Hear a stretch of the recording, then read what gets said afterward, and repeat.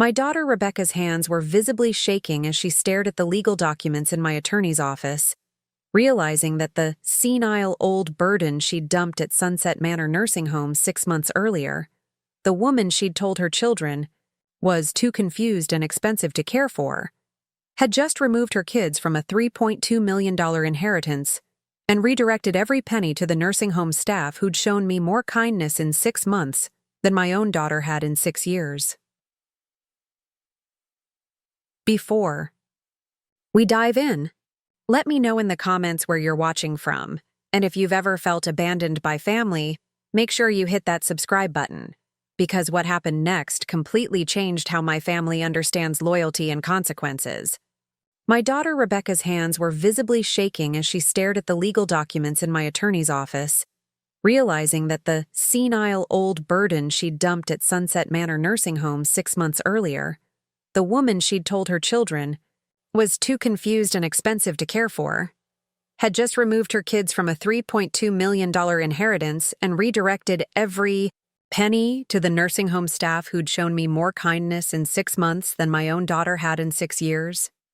The conversation that shattered my world happened on a Tuesday morning in March, delivered not as a family discussion, but as a business transaction that had already been decided without my input. Rebecca arrived at my house on Maple Grove Drive in Riverside Heights, with printed brochures and a clipboard full of forms, her voice carrying the tone people use when they're managing an inconvenient problem rather than talking to their mother. I'd been expecting a normal visit from my 45-year-old daughter, maybe lunch together, perhaps help with some minor household tasks, or just the kind of casual conversation we'd shared for decades. Instead, I got a corporate presentation about my future delivered with all the warmth of a real estate agent discussing property disposal. "Mom, we need to discuss your living situation," she began, setting the paperwork on my antique oak kitchen table without being invited to sit down. Her manicured fingers drummed impatiently against the glossy brochures as she arranged them in a neat row. "After careful consideration and consultations with elder care specialists, we've decided that Sunset Manor would be the best option for your safety and well-being going forward." The way she said, "we've decided," made it clear that this wasn't a conversation. It was a notification. No discussion about what I wanted, no consideration of alternatives, no acknowledgement that I might have opinions about where I lived or how I spent what could be my final years. It was as if I'd already been declared incompetent and stripped of any voice in decisions about my own life. "Rebecca, I don't understand. I'm living independently. I'm managing my own affairs. I'm not having any problems that would require assisted living. Why would I need to move to a nursing home?" I gestured around the kitchen where we sat, a room I'd kept meticulously organized and clean, where I still cooked my own meals every day, where the morning light streamed through windows I'd washed myself just the week before. Nothing about my living situation suggested decline or incapacity. "Mom, you're 78 years old, and you're living alone in a house that's too big for you to maintain safely. We're worried about falls, about you forgetting to take your medications, about what would happen if you had a medical emergency and no one was around to help." Her concern sounded rehearsed, as if she'd practiced this speech in front of a mirror. But each reason she listed was either exaggerated or completely fabricated. I hadn't fallen in my house since a minor stumble in the bathroom 3 years ago that resulted in nothing more than a bruised knee. I managed my medications with a simple pill organizer system that worked perfectly, setting out each day's pills the night before and checking off each dose as I took it. I stared at my daughter, in genuine confusion. Where were these concerns coming from? "Sweetheart, I appreciate your worry, but I'm not ready to give up my independence. If you're concerned about safety, we could look into having someone check on me more regularly, or maybe hiring help for household maintenance, but I don't need institutional care." I'd actually been thriving in my independence since my husband Frank had passed away 4 years earlier. After the initial grief period, I discovered a strength and self-reliance that surprised even me. I'd learned to manage the house maintenance that Frank had always handled, developed a social network through my book club, and volunteer work at the local food bank, and maintained a level of physical activity that my doctor praised during my regular checkups.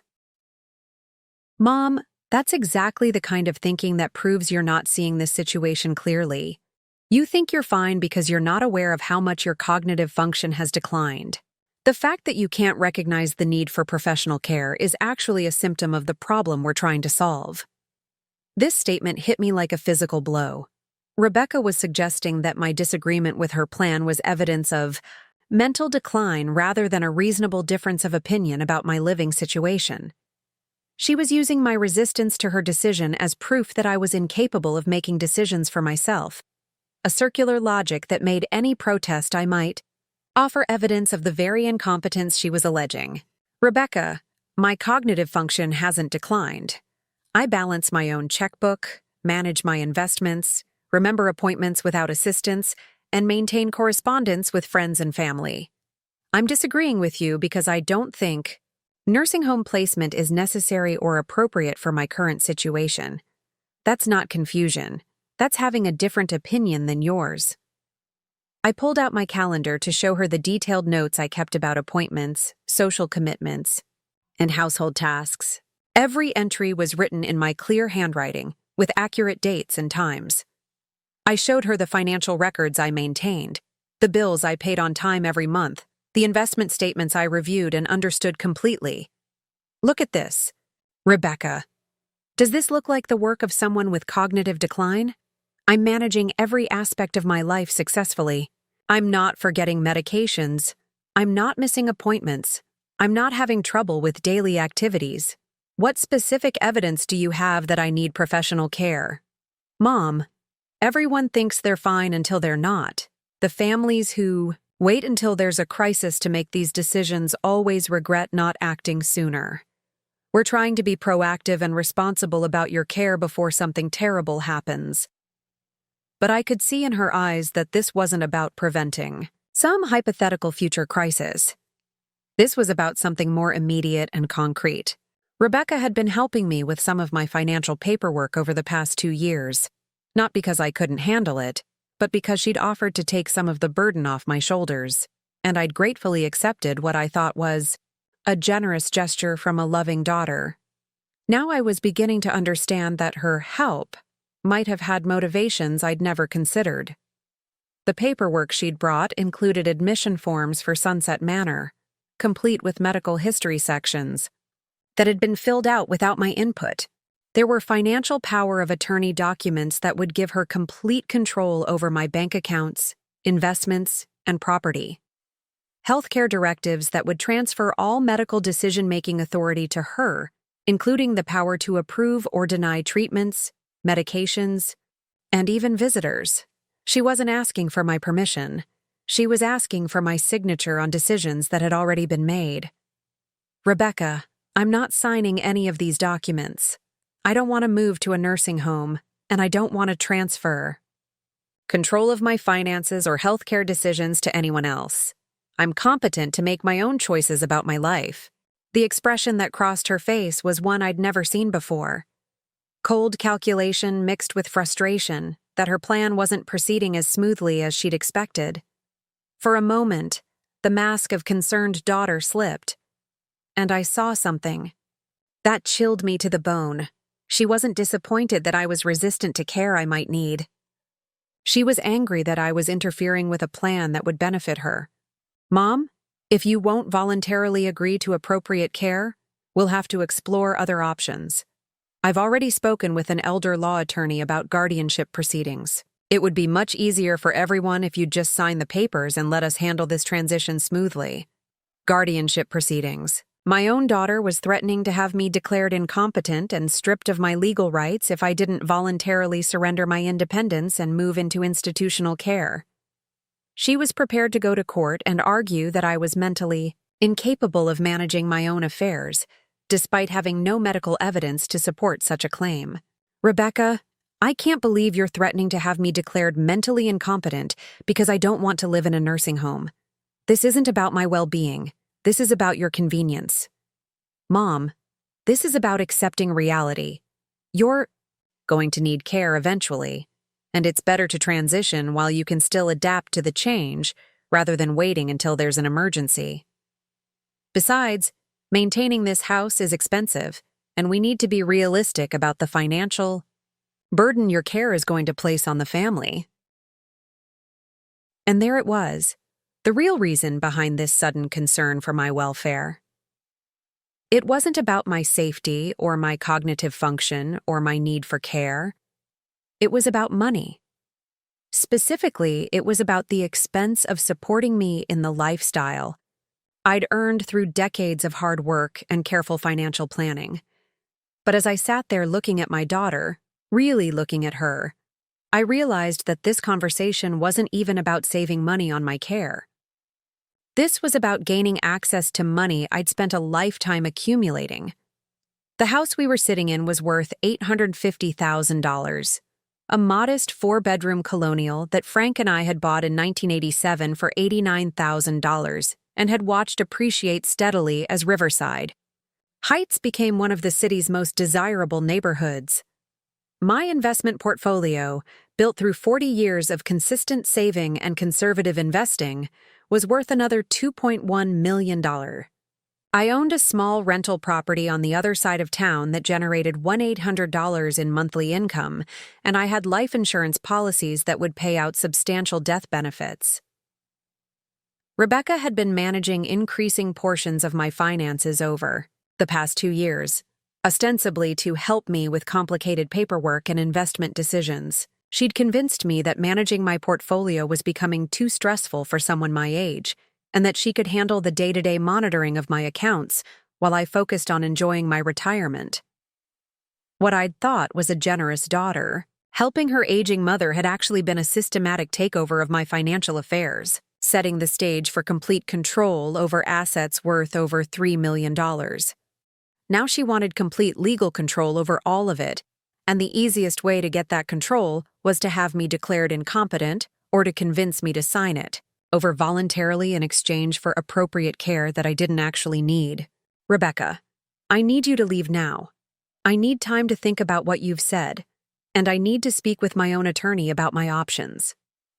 The moment I mentioned speaking with my own attorney, Rebecca's demeanor shifted from frustrated persuasion to barely concealed panic. If I consulted with independent legal counsel, her entire plan could unravel before she could execute it. Mom, there's nothing to think about, and you don't need to waste money on attorneys. The admission date at Sunset Manor is set for next Monday. I've already started the process of preparing your house for sale, and I've arranged for movers to pack your essential belongings this weekend. The words hit me like a series of physical blows. She had already set the admission date. She had already started preparing to sell my house. She had already arranged for movers. This entire conversation was a formality. She'd been planning to institutionalize me and liquidate my assets whether I agreed or not. Rebecca, you have no right to sell my house or move my belongings. I haven't agreed to any of this, and I haven't signed any documents giving you authority to make these decisions. Mom, you can't live here alone anymore, and we can't afford to maintain an empty house while paying for your care. The proceeds from the sale will help cover your nursing home expenses, and any remaining money will be put into a trust for your grandchildren's education. The mention of my grandchildren, Rebecca's twins, Michael and Sarah, who were both 15, added another layer of manipulation to her scheme. She was positioning herself as the responsible mother protecting her children's future, while I was the selfish grandmother whose stubborn independence was threatening their financial security. But the irony was staggering. I had more than enough money to live comfortably for the rest of my life without selling anything. The proceeds from selling my house wouldn't be needed for my care. They'd be needed to fund Rebecca's increasingly expensive lifestyle and secure immediate access to wealth she'd been counting on inheriting eventually. Over the past 2 years, as Rebecca had become more involved in my finances, I'd noticed increased spending on her part. Designer clothes, expensive vacations, a new BMW that seemed far beyond what her salary as a marketing manager should have supported. When I'd asked, her about it casually, she'd mentioned that she and her husband David had made some good investments and were doing well financially. Now, I understood that those good investments had probably been funded by my money, accessed through the financial management role she'd convinced me to give her. Rebecca, I want you to listen to me very carefully. I am not moving to a nursing home. I am not signing over control of my finances to you. I am not allowing you to sell my house. And if you attempt to proceed with any of these plans without my consent, I will take legal action to stop you. For the first time in our conversation, Rebecca looked genuinely uncertain, but her response revealed just how far she was prepared to go to get what she wanted. Mom, I've already put down deposits at Sunset Manor and with the moving company. I've signed contracts based on your need for care. If you change your mind now, we'll lose thousands of dollars in non-refundable fees. She was trying to use financial pressure to force my compliance, making me feel guilty about money she'd spent without my permission on services I'd never requested. It was a masterful manipulation. She'd created financial consequences for my refusal to cooperate with her plan, then presented those consequences as evidence that I should go along with what she wanted. But what Rebecca didn't know, what she'd never bothered to discover despite 2 years of helping me with financial paperwork, was that the woman she was planning to institutionalize and financially exploit had resources, connections, and legal protections that would make her plan not just impossible, but catastrophically expensive for her to attempt. While Rebecca saw me as an aging widow whose financial affairs she could manage and whose assets she could access, the reality was far more complex. The consulting work I'd been doing since Frank's death wasn't just a way to stay busy. It was a thriving business that connected me with attorneys, financial advisors, and other professionals who respected my expertise and would be horrified to learn how my own daughter was treating me. The mother she thought she could manipulate into signing away her rights was about to demonstrate exactly what happened when you underestimated someone whose only crime had been trusting their daughter to act with love rather than greed. Rebecca, I want you to leave my house now. Take your paperwork, cancel your deposits, and tell the nursing home that there's been a mistake. I will not be needing their services. Mom, you're making a huge mistake. When something happens to you, when you fall and break your hip, or forget to take your medication and end up in the hospital or have some other emergency, don't expect me to drop everything and come running. I'm trying to set up appropriate care for you now, while there's still time to do it properly. The threat was clear. Comply with her plan, or lose her support when I might genuinely need it.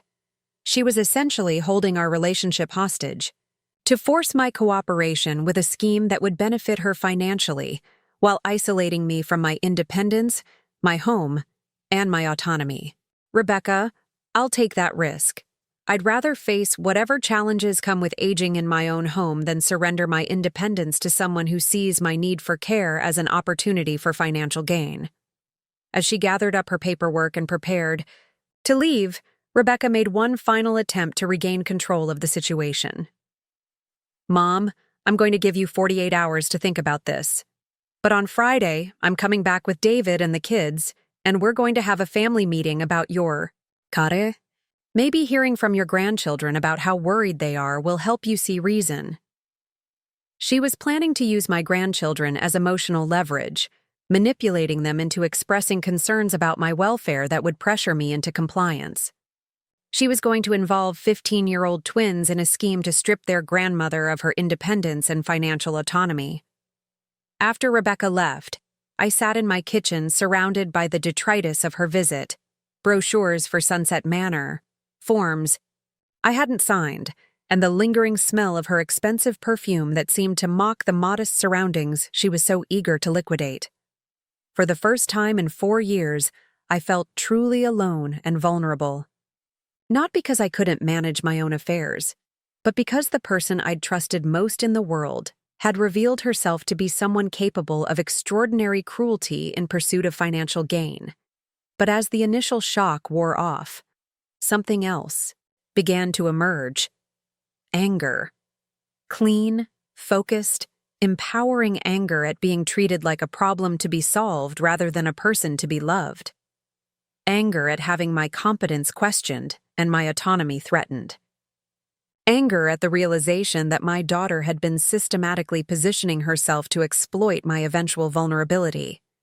And underneath that anger, something even more powerful: determination. The woman Rebecca thought she could intimidate into. Surrendering her independence was about to demonstrate exactly what happened when you underestimated someone who had spent 78 years learning how to fight for what mattered most.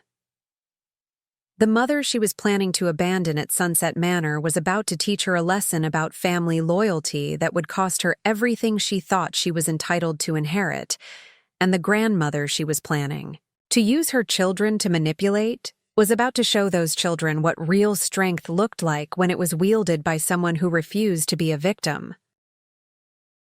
I had until Friday to protect myself, my assets, and my independence from my own daughter's greed.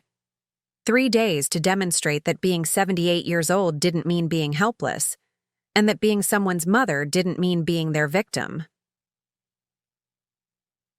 The woman Rebecca thought she could manipulate was about to become the woman who would ensure that cruelty and greed had consequences that lasted for generations, and it was going to be absolutely devastating. After Rebecca left that Tuesday morning, I found myself wandering through my house like a stranger, seeing each room through the lens of what she'd just tried to take from me. But more than that, I was trying to understand how the daughter I'd raised with such love and devotion could have become someone capable of such calculated cruelty. To understand how devastating Rebecca's betrayal truly was, you need to understand what our relationship had been like for the 45 years before greed transformed her into someone I barely recognized. This wasn't a case of long-standing family conflict or years of accumulated resentment. This was the complete destruction of what had been one of the most treasured relationships of my life. Rebecca Marie Walsh had been my miracle baby, born after Frank and I had tried for 8 years to have children. I was 33 when she finally arrived, old enough to appreciate every moment of motherhood, young enough to throw myself into it with boundless energy and enthusiasm. From the moment they placed her in my arms at St. Mary's Hospital, I knew that being her mother would be the most important and rewarding role of my life. Frank and I had created the kind of childhood for Rebecca that we'd both dreamed of, but never experienced ourselves. Frank had grown up with a father who worked 2 jobs and a mother who was too overwhelmed by 6 children to give individual attention to any of them. I'd been raised by loving but emotionally distant parents who believed children should be seen and not heard, and who showed affection through providing necessities rather than through engagement or involvement. We promised each other that our daughter would grow up knowing she was cherished, supported, and genuinely enjoyed by her parents.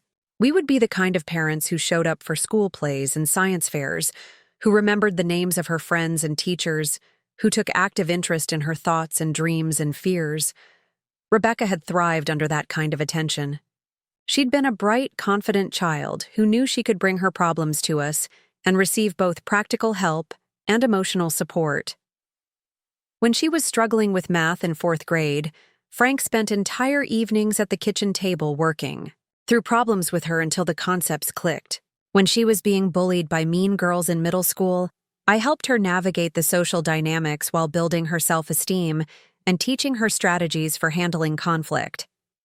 When she wanted to try violin in 5th grade, we rented an instrument and paid for lessons, even though the budget was tight that year. When she decided she preferred soccer to violin, we bought cleats and drove to practices twice a week without complaint. When she changed her mind again and wanted to try theater, we supported that transition too, attending every school production and helping her memorize lines. We weren't permissive parents. Rebecca had chores, curfews, and consequences for poor choices. But we were deeply involved parents who saw our job as helping her discover her talents, develop her character, and build the skills she'd need to create a successful, fulfilling life. The teenage years that destroy so many parent-child relationships had actually strengthened ours. When Rebecca was 16 and struggling with the social pressures of high school, she came to me with problems she couldn't solve alone. When she was 17 and questioning what she wanted to study in college, Frank and I helped her explore her options without pushing our own preferences. When she was 18 and nervous about leaving home, we made sure she knew that our support wasn't conditional on her staying close or choosing a path we approved of. "Mom, what if I make the wrong choice about college?" she'd asked during one of our late-night conversations in her senior year of high school. "Sweetheart, there's no such thing as a wrong choice when you're making decisions thoughtfully and with good intentions," I'd replied. "If you choose a school or a major that doesn't work out the way you hoped, you can always change direction. Your father and I will support you no matter what." "But what if I disappoint you? What if I don't live up to your expectations?" "Rebecca, our only expectation is that you be kind, honest, and true to yourself. Everything else is just details. We're proud of you for who you are, not for what you accomplish." Those conversations had created a foundation of trust and communication that lasted well into her adult years. Even after she graduated from State University with a degree in marketing and moved to Chicago for her first job, we maintained the kind of close relationship that many parents only dream of having with their adult children. She called home twice a week, not out of obligation, but because she genuinely enjoyed talking to us. She shared details about her work, her friends, her dating life, her hopes and concerns about the future. When she was struggling with difficult roommates in her first apartment, she asked for advice about handling the situation. When she was considering a job change after 2 years with her first employer, she wanted our input about the pros and cons of different opportunities. When she started dating David Martinez during her 3rd year in Chicago, she was excited to bring him home to meet us. "Mom, I think this one might be serious," she'd said during one of our Sunday phone calls. "He's different from the other guys I've dated. He's steady and responsible, but he's also funny and kind. I think you and Dad are going to love him." We had loved David immediately. He was a software engineer with a quiet sense of humor and genuine respect for Rebecca's intelligence and ambitions. During that first visit, we'd watched him help Frank with yard work without being asked, offer to do dishes after dinner, and listen attentively when Rebecca told stories about her childhood. He clearly adored our daughter and saw her as a partner rather than an accessory to his own life.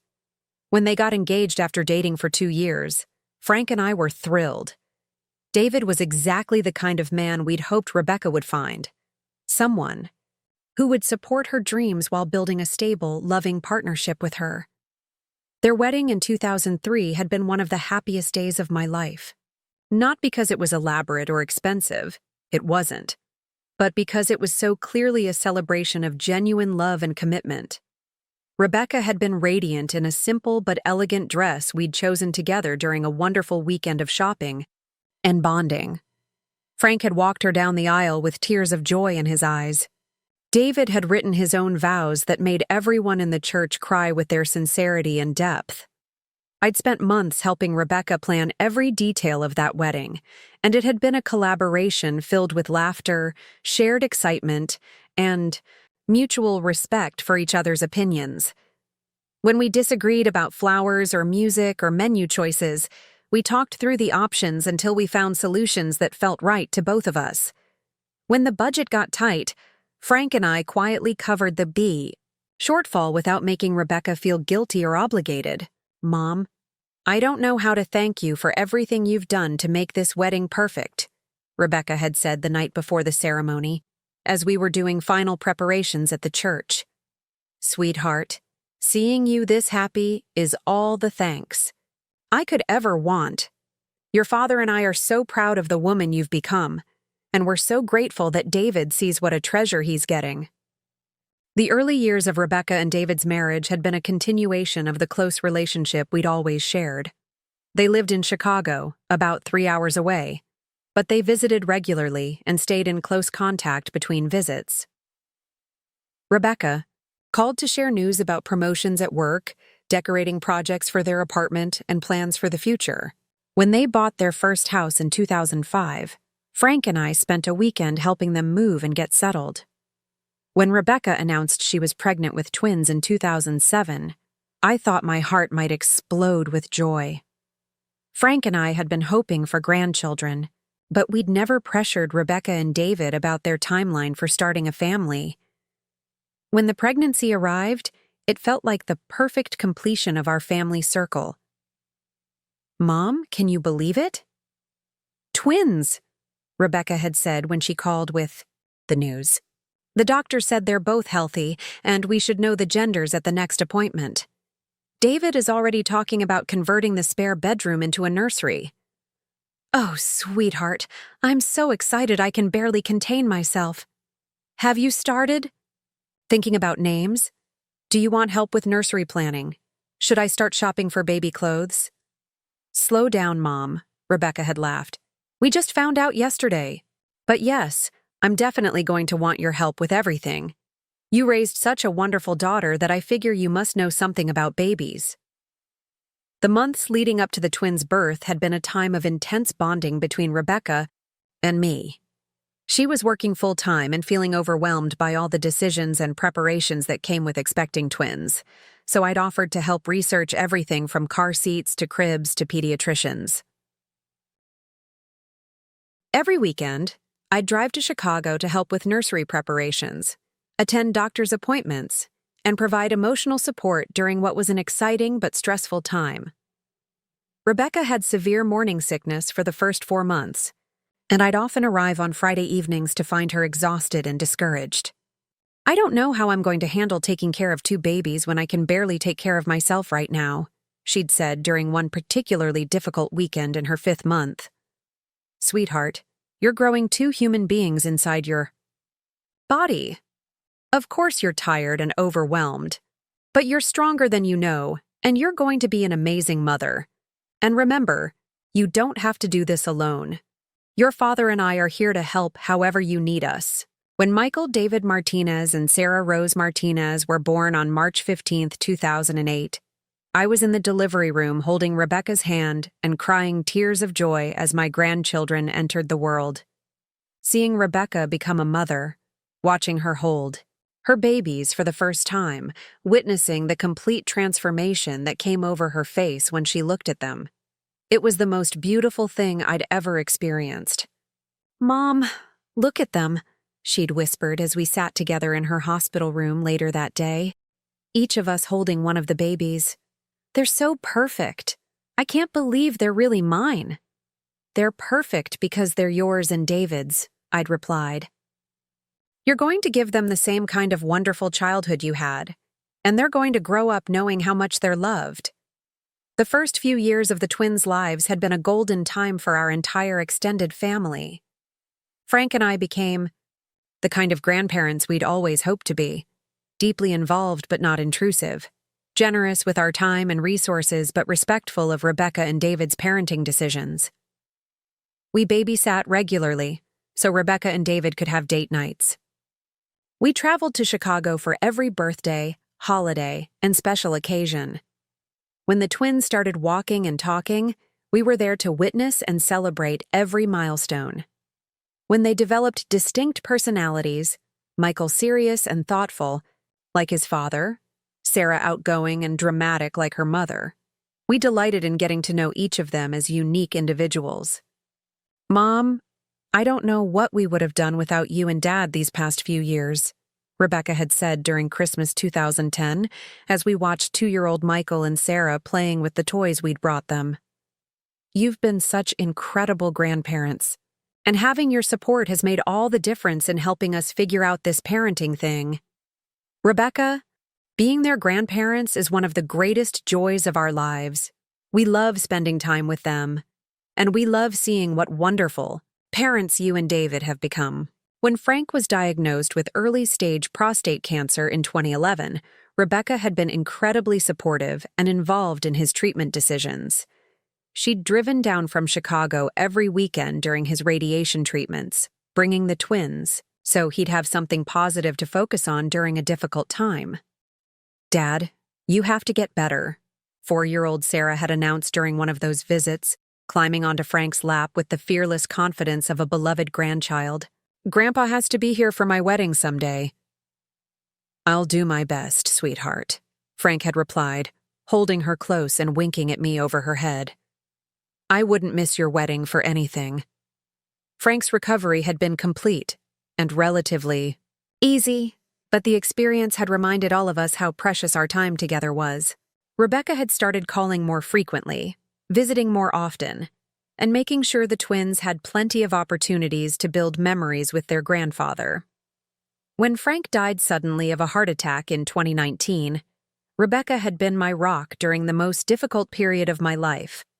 She'd taken a week off work to help plan the funeral, coordinate with relatives, and make sure I wasn't alone during those first horrible days of widowhood. "Mom, you don't have to make any big decisions right now," she'd said as we sat in my kitchen the day after Frank's funeral, surrounded by casserole dishes from neighbors and flower arrangements from friends. "Just focus on getting through each day and let me handle the logistics and paperwork. I don't know how to live without him, Rebecca. We were partners in everything for 42 years. I don't know who I am without being Frank's wife. You're my mother, and you're Michael and Sarah's grandmother, and you're a woman who has so much love and wisdom to offer the world. Dad wouldn't want you to stop living just because he's gone. He'd want you to find ways to be happy and fulfilled, even without him." During those first months of grief, Rebecca had called every day, visited every weekend, and included me in family activities so I wouldn't feel isolated or forgotten. When I'd expressed interest in doing some volunteer work to fill the empty hours, she'd helped me research opportunities and drove me to interviews. When I'd mentioned that I might like to do some consulting work to supplement my income and give myself a sense of purpose, Rebecca had been enthusiastic and supportive. "Mom, you have so much experience in business and finance. I bet there are lots of small companies that could benefit from your expertise. And it would be good for you to have a reason to get dressed up and interact with people during the week." For the first 2 years after Frank's death, Rebecca had been exactly the daughter any grieving mother would hope for. Attentive without being suffocating, helpful without being controlling, supportive without being patronizing. She'd treated me like a competent adult who was dealing with a major life transition, not like an elderly person who needed to be managed and protected. When had that started to change? Looking back, I could see that the shift had begun sometime in late 2021, about 2.5 years after Frank's death.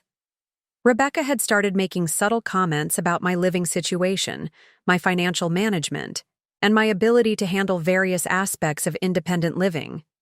"Mom, this house is really big for just one person," she'd mentioned during a visit in November 2021. "Have you ever thought about downsizing to something more manageable?" "Not really, sweetheart. I love this house, and Frank and I put so much work into making it exactly what we wanted. I'm not ready to leave all those memories behind. I understand the emotional attachment, but from a practical standpoint, maintaining a 4-bedroom house seems like a lot of work and expense for someone living alone." At the time, I'd dismissed her comment as casual conversation rather than the beginning of a campaign to convince me that my living situation was inappropriate. But now I could see that she'd been testing the waters, seeing how receptive I might be to suggestions about major life changes. The comments had become more frequent and more pointed over the following months. Rebecca had started questioning my driving, my medication management, my social activities, and my financial decisions. Each concern was presented as loving worry rather than criticism, but the cumulative effect was to plant seeds of doubt about my competence and independence. "Mom, are you sure you should be driving to the grocery store in the evening? The roads are more dangerous after dark, especially for people our age." "Rebecca, I'm 76. Not 96. My vision is fine, my reflexes are good, and I've been driving safely for 60 years. I think I can handle a trip to the store." "I know you think you're fine, but accidents happen so quickly. It would be terrible if something happened to you that could have been prevented by being more cautious." The shift in our relationship had been so gradual that I hadn't recognized it as manipulation until Rebecca showed her true intentions that Tuesday morning in March. What I'd interpreted as a daughter's natural concern for her aging mother had actually been a systematic campaign to undermine my confidence and prepare me for the kind of control she was now trying to impose. But remembering the 43 years of genuine love and mutual respect that had preceded this transformation made Rebecca's betrayal even more devastating. This wasn't a relationship that had always been troubled or conflicted. This was the destruction of one of the most treasured bonds of my life by someone I'd loved unconditionally since the moment she was born. The daughter who was now trying to have me declared incompetent and strip me of my independence was the same person I'd rocked to sleep as a baby, helped with homework as a child, supported through teenage heartbreaks, celebrated with during college graduation, walked down the aisle at her wedding, and held hands with during childbirth. The woman who was threatening guardianship proceedings if I didn't comply with her demands was the same person who had called me her best friend, who had sought my advice on major decisions, who had trusted me to help raise her children, and had gratefully accepted my support during the most challenging periods of her adult life. The mother who was planning to use my grandchildren as emotional leverage to force my compliance was the same person who had said, just 5 years earlier, that having my support had made all the difference in helping her figure out parenting.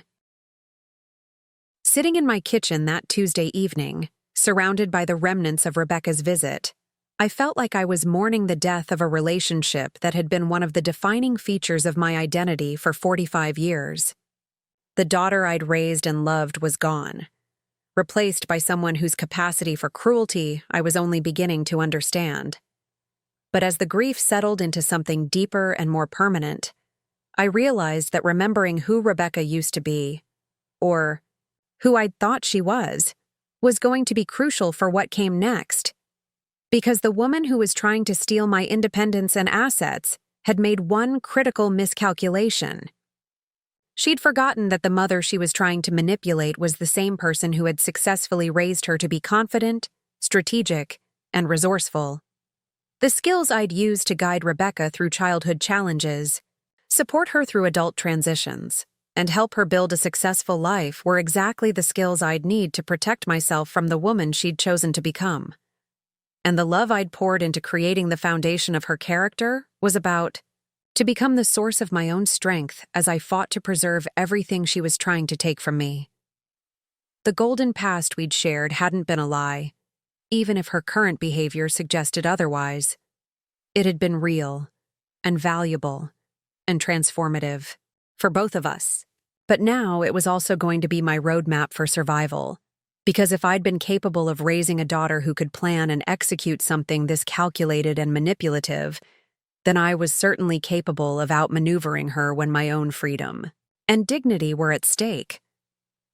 The foundation we'd built together was about to become the weapon I'd use to protect myself from the woman she'd chosen to become, and Rebecca had given me 45 years of training for this fight, even if she didn't realize it yet.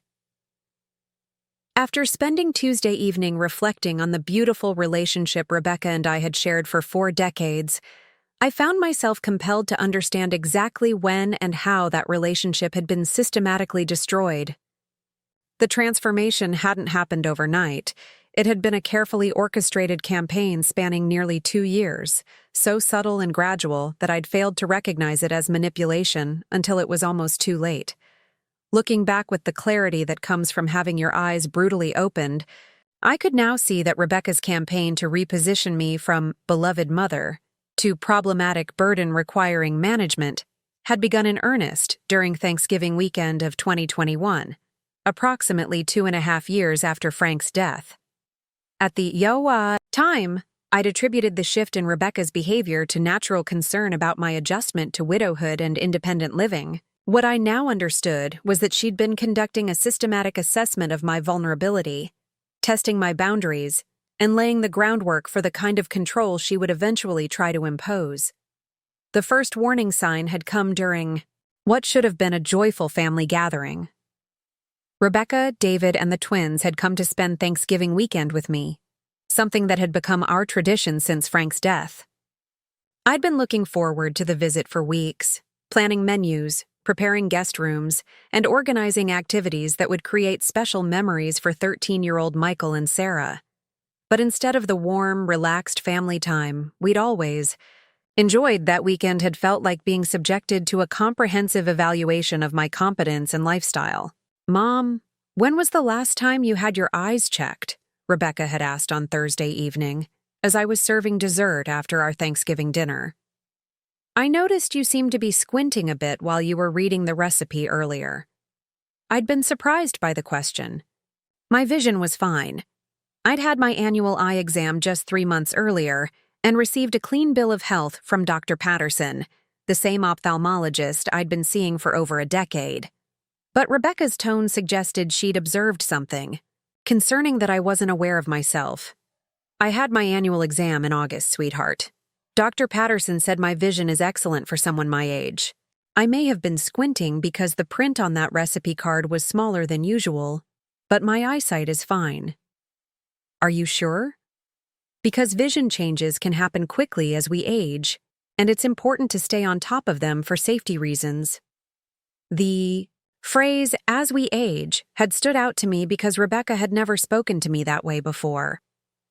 She'd never categorized me as someone whose age was a defining factor in my capabilities or limitations. But I'd dismissed it as casual conversation, rather than the beginning of a pattern. The questions had continued throughout the weekend, each one presented as loving concern, but cumulatively creating a portrait of someone whose competence was questionable, and whose independence might be at risk. "Mom, have you been having any trouble remembering to take your medications?" she'd asked on Friday morning, after noticing my pill organizer on the kitchen counter. "No, Rebecca. I use that organizer to make sure I take everything at the right times. It's actually a very effective system for staying organized. But don't you worry about forgetting to refill it each week? It seems like it would be easy to make mistakes with multiple medications. I'd been taking the same 3 medications for over 5 years: blood pressure medication, a daily vitamin, and a calcium supplement. Hardly a complex pharmaceutical regimen that would challenge anyone's organizational skills. But Rebecca's questions made it sound like I was managing a complicated medical protocol that might be beyond my capabilities. "Rebecca, I've been managing my own medications successfully for decades. I think I can handle 3 pills a day." "I know you think you can handle it, Mom, but medication errors are one of the leading causes of hospitalizations for people in your age group. It might be worth considering some kind of system that provides additional safety measures." There it was again. People in your age group. As if being 76 automatically placed me in a category of people who couldn't be trusted to manage basic aspects of their own care. The weekend had continued with similar exchanges about my driving habits, my housekeeping standards, my social activities, and my financial management. Each conversation had been framed as concern for my well-being, but the cumulative effect had been to plant seeds of doubt about my competence in every area of independent living. "Mom, this house is really big for just one person," Rebecca had mentioned on Saturday afternoon, as we were cleaning up after lunch. "Have you thought about whether it makes sense to maintain so much space when you're only using a few rooms?" "I use every room in this house, Rebecca. I have my office in the spare bedroom, I entertain friends in the living room, I work on projects in the basement, and I enjoy having space for family when you visit. This isn't too much house for me. It's exactly the right amount of house for the life I want to live. But Mom, the maintenance costs must be significant. Property taxes, utilities, upkeep. It all adds up. And if something happened to you, a smaller place would be much easier for the family to manage." If something happened to me, the phrase had sent a chill through me, though I hadn't fully understood why at the time. Rebecca was already thinking about how my living situation would affect her convenience if I became incapacitated or died. She wasn't concerned about my current happiness or comfort. She was planning for scenarios where my preferences would no longer matter. "Rebecca, I can afford to maintain this house comfortably, and I love living here. The maintenance isn't a burden, and I'm not ready to downsize just to make things more convenient for other people. I'm not talking about convenience, Mom. I'm talking about being realistic about what's sustainable as you get older. That weekend had established the template for every interaction Rebecca and I would have over the following 18 months. Every conversation would include subtle questioning of my judgment, gentle suggestions that my current lifestyle wasn't appropriate for someone my age, and careful documentation of any minor forgetfulness or physical limitation that could be interpreted as evidence of decline. The campaign had escalated during my 77th birthday celebration in January 2022. Rebecca had insisted on hosting a small party at her house in Chicago, ostensibly to save me the trouble of entertaining. But what should have been a joyful celebration had felt more like a performance review, with Rebecca monitoring my behavior for signs of cognitive or physical deterioration. "Mom, you seem to be having trouble following the conversation tonight," she'd said privately during the party, after I'd asked someone to repeat a question I hadn't heard clearly in a noisy room. "Rebecca, there are 12 people here talking at once, and I didn't hear what Jim said because Michael and Sarah were laughing loudly at the same time." That's not hearing loss. That's normal difficulty following conversations in crowded spaces. "But Mom, it happened twice tonight. And last time you visited, you seemed confused about some of the stories the kids were telling you." I'd been genuinely puzzled by this assessment. I hadn't been confused about anything the twins had told me. I'd asked clarifying questions because I was interested in their stories and wanted to understand the details. Since when had active listening become evidence of cognitive decline? "Rebecca, asking questions about things people tell me isn't confusion, it's engagement. I ask questions because I care about what Michael and Sarah are sharing with me, not because I'm unable to follow what they're saying." Maybe, but I think it's worth keeping an eye on. Sometimes cognitive changes are subtle at first, and family members are often the first to notice. She was positioning herself as the vigilant daughter who was responsibly monitoring my mental state, while I was cast as the potentially declining mother who might not be aware of her own limitations. Any question I asked, any request for clarification, any normal human moment of inattention could be reframed as evidence that my cognitive function was deteriorating. The financial manipulation had begun during that same period, presented as helpful assistance with increasingly complex paperwork and investment management. In February 2022, Rebecca had offered to help me organize my tax documents and coordinate with my accountant. "Mom, tax preparation is getting more complicated every year, especially for people with investment income like you. Why don't you let me gather all your documents and work with Harold to make sure everything is filed correctly?" Harold Brennan had been preparing my taxes for over 15 years. He knew my financial situation intimately and had never indicated that my tax preparation was particularly complex or challenging. But Rebecca's offer had seemed generous, and I'd appreciated having one less administrative task to manage. What I hadn't realized was that helping with my taxes would give Rebecca access to comprehensive information about my assets, income, and financial management strategies. She'd spent hours reviewing my investment statements, bank records, and insurance policies under the guise of helping Harold prepare accurate returns. "Mom, I had no idea you were doing so well financially," she'd commented after reviewing my documents. "Your investment portfolio has really grown since Dad died. Your father and I were careful savers, and I've been fortunate with my investment choices. Harold has been excellent at helping me manage everything. But Mom, managing investments is getting more complicated as the markets become more volatile. Are you sure Harold's approach is still appropriate for someone in your situation?" There. It was again, someone in your situation. The implication that my age, widowhood, or some other factor meant that investment strategies that had worked successfully for years might suddenly be inappropriate or risky. "Rebecca, my portfolio has performed very well under Harold's guidance. I'm comfortable with our approach, and I see no reason to make changes." "I'm not suggesting major changes, Mom. but it might be worth having someone review your overall financial strategy to make sure you're protected against market volatility and that your assets are structured appropriately for estate planning. Purposes: estate planning.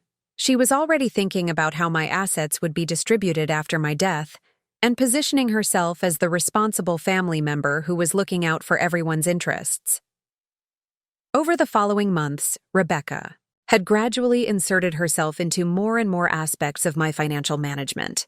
She'd offered to help with online banking setup, investment account monitoring, and bill payment organization. Each offer had been presented as assistance that would reduce my stress and ensure that important tasks weren't overlooked. Mom wouldn't. It'd be easier if I had online access to your accounts so I could help you monitor everything. That way, if there are any problems or unusual transactions, I can catch them quickly and alert you. Rebecca, I check my accounts regularly, and I've never had any problems with unauthorized transactions. My bank has excellent security measures, and I'm comfortable managing my own monitoring. But Mom, financial fraud targeting seniors is becoming more and more common. Having a family member with access to your accounts provides an extra layer of protection. The phrase fraud targeting seniors had been particularly insidious. Rebecca was suggesting that my age made me a natural target for financial predators and that I needed her protection to avoid being victimized. She was positioning herself as my guardian against external threats while simultaneously becoming the primary threat to my financial autonomy. By the summer of 2022, Rebecca had established herself as my unofficial financial advisor, with access to most of my accounts and detailed knowledge of my investment portfolio. She'd convinced me that this arrangement was protecting me from potential problems while reducing my administrative burden. What I hadn't understood was that this access was giving her the information she needed to plan the kind of comprehensive financial takeover she would eventually attempt. The social isolation campaign had begun around the same time, with subtle suggestions that my friendships and activities might not be appropriate for someone in my situation. Mom, are you sure it's safe to be driving to book club meetings in the evening? Rebecca had asked in June 2022, after I'd mentioned looking forward to our monthly discussion of that summer's selection. Rebecca, book club meets at 7 p.m., which is hardly late evening. And the community center is less than 3 miles from my house on roads I've driven thousands of times. I know you're comfortable with the route, but evening driving can be challenging even for younger people. And if something happened to your car, you'd be stranded. If something happened to my car, I'd call AAA, just like any other driver would. Rebecca, I've been driving safely for 60 years. I think I can handle a trip to book club. Maybe, but wouldn't it be easier to find activities that meet during the day? There are lots of senior programs that would be more convenient and probably more appropriate for people your age. Senior programs. Activities more appropriate for people your age. Rebecca was trying to redirect me away from the intellectually stimulating book club I'd enjoyed for over 8 years towards senior programs that would reinforce her narrative about my declining capabilities and social needs.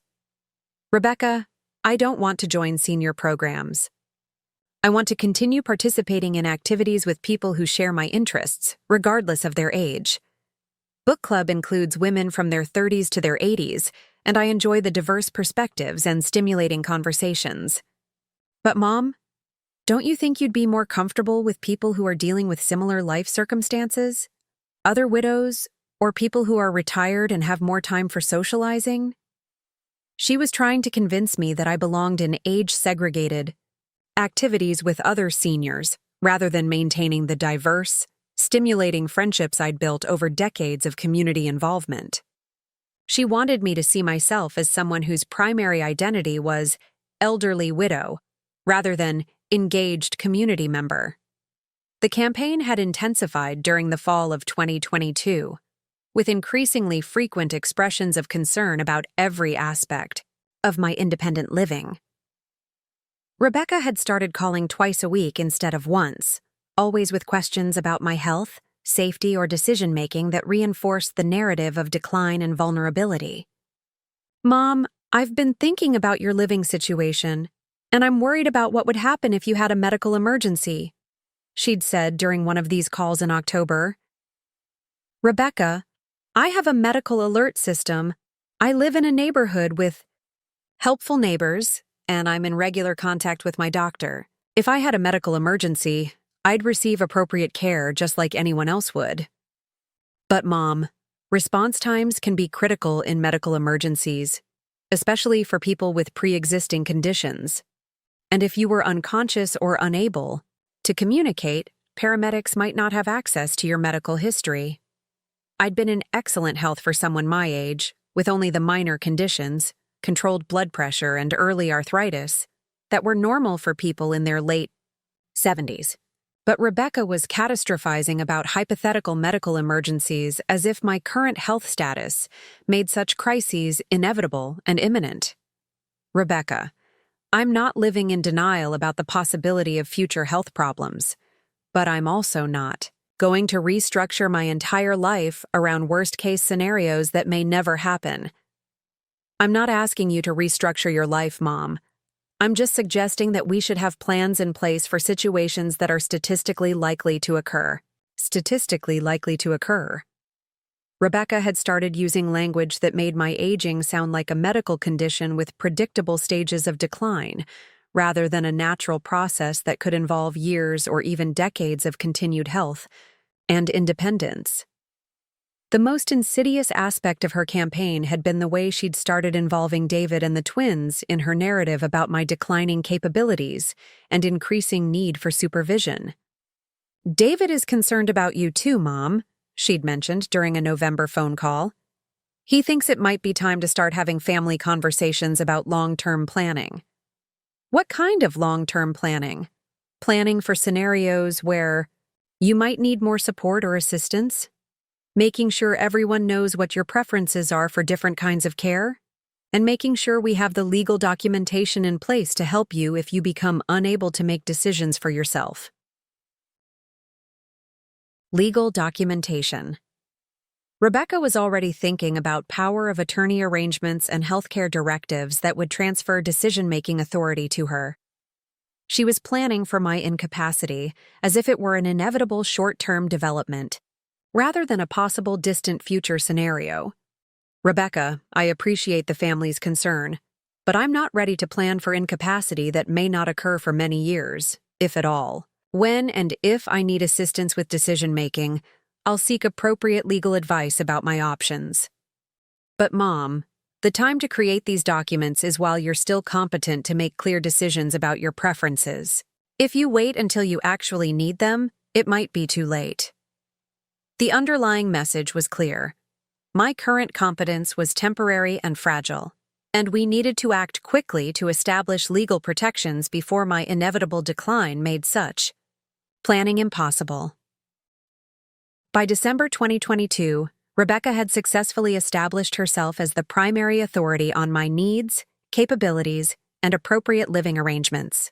Every conversation included references to concerns she'd discussed with David, worries that had been expressed by the twins, or professional advice she'd sought about managing elderly parents. Mom, I talked to a geriatric care manager about the best ways to support aging parents, and she said that family members often wait too long to address safety concerns because they're worried about hurting their parents' feelings. A geriatric care manager.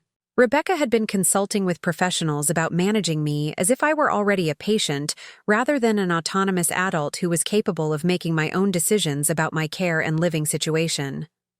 Rebecca, I don't need management by a geriatric care specialist. I'm managing my own life successfully, and I'll seek professional guidance if and when I decide I need it. But Mom, that's exactly what the care manager said would happen. She said that people in early stages of decline often don't recognize their own limitations, and that families need to be proactive about providing support before crises occur. Early stages of decline. Rebecca was now explicitly categorizing me as someone who was experiencing cognitive or functional deterioration, despite having no medical evidence to support such an assessment.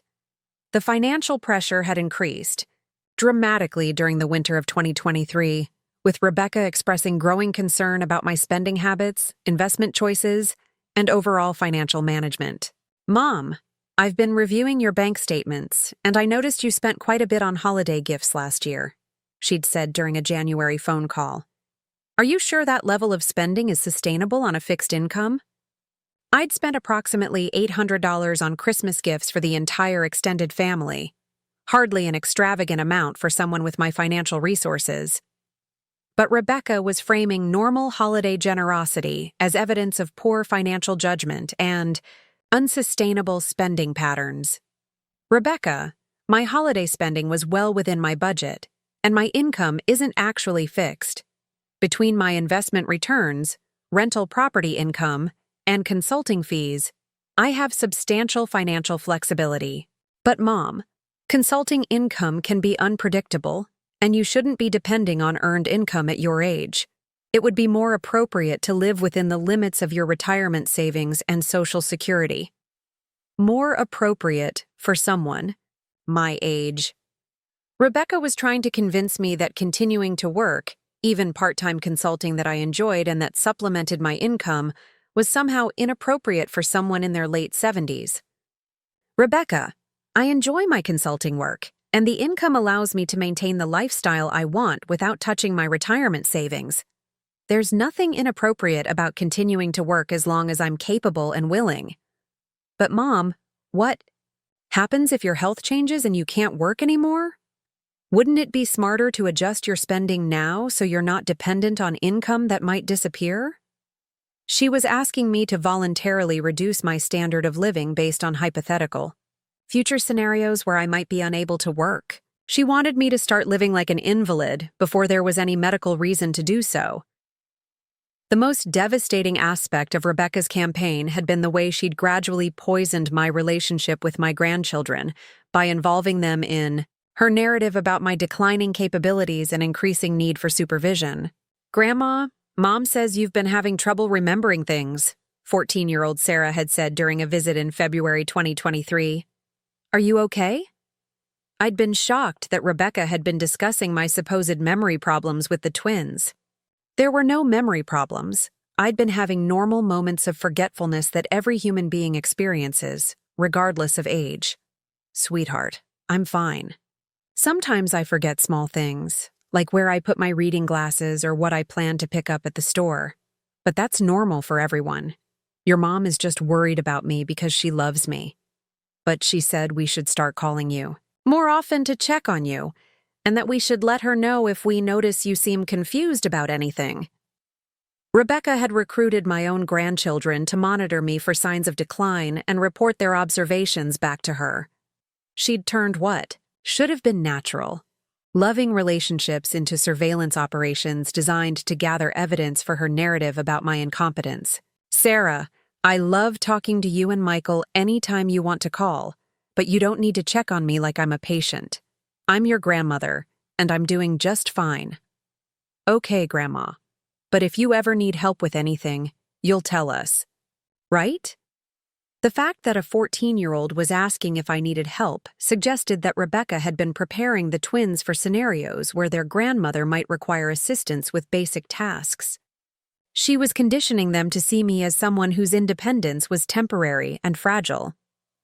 By the spring of 2023, Rebecca had successfully created a family consensus that I was experiencing decline and would soon need intervention to ensure my safety and well-being. Every family gathering included discussions about my driving, my living situation, my financial management, and my overall capacity for independent living. The conversations weren't presented as planning sessions. They were presented as loving, family members expressing natural concern about a cherished relative who might not be fully aware of her own limitations. Mom, we're all just worried about you, Rebecca had said during Easter dinner. You seem to be struggling with things that used to be easy for you, and we want to make sure you get the support you need before something serious happens. Rebecca, I'm not struggling with anything. I'm living independently, managing my own affairs, and enjoying my life. What specific struggles are you referring to? Well, you seemed confused about the directions to the restaurant last week. And you forgot to mention that you'd changed your hair appointment when we were trying to coordinate schedules. Getting clarification about directions to a restaurant I'd never been to before wasn't confusion. It was normal caution about navigating to an unfamiliar location. Forgetting to mention a schedule change wasn't memory loss. It was a minor oversight that happens to everyone. But Rebecca had reframed both incidents as evidence of cognitive decline that warranted family concern and potential intervention. The systematic nature of her campaign had become clear to me only in retrospect, as I sat in my kitchen Tuesday evening trying to understand how our relationship had been so completely transformed.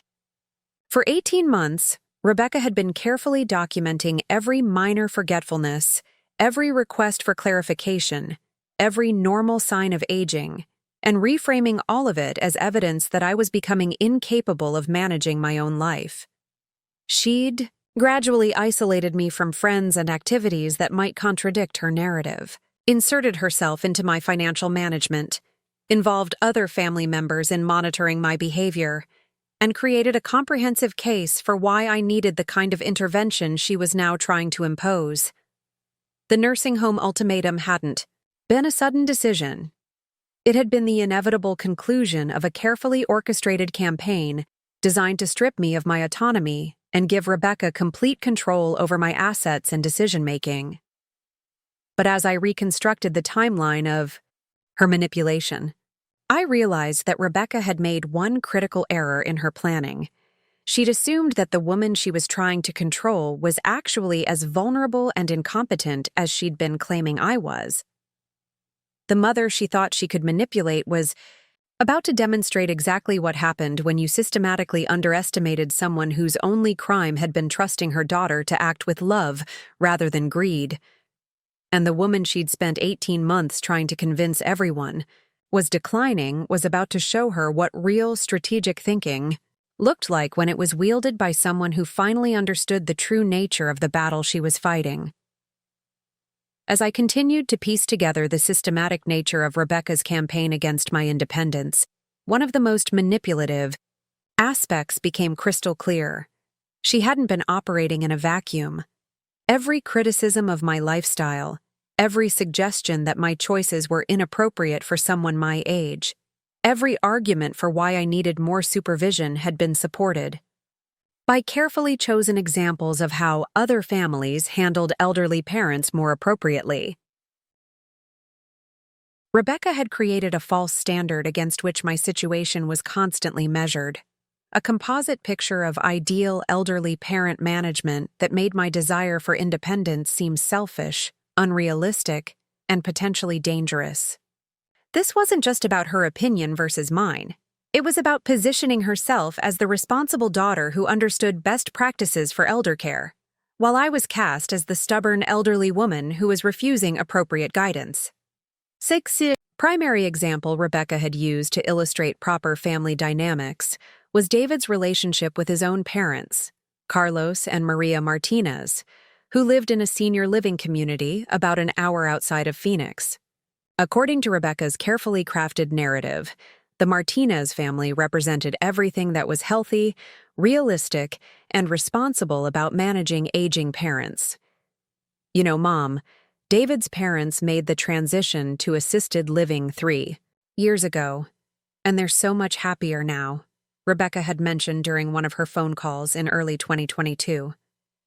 They realized that trying to maintain their house was becoming too much work, and they found a beautiful community where they can focus on enjoying their retirement instead of worrying about maintenance and safety.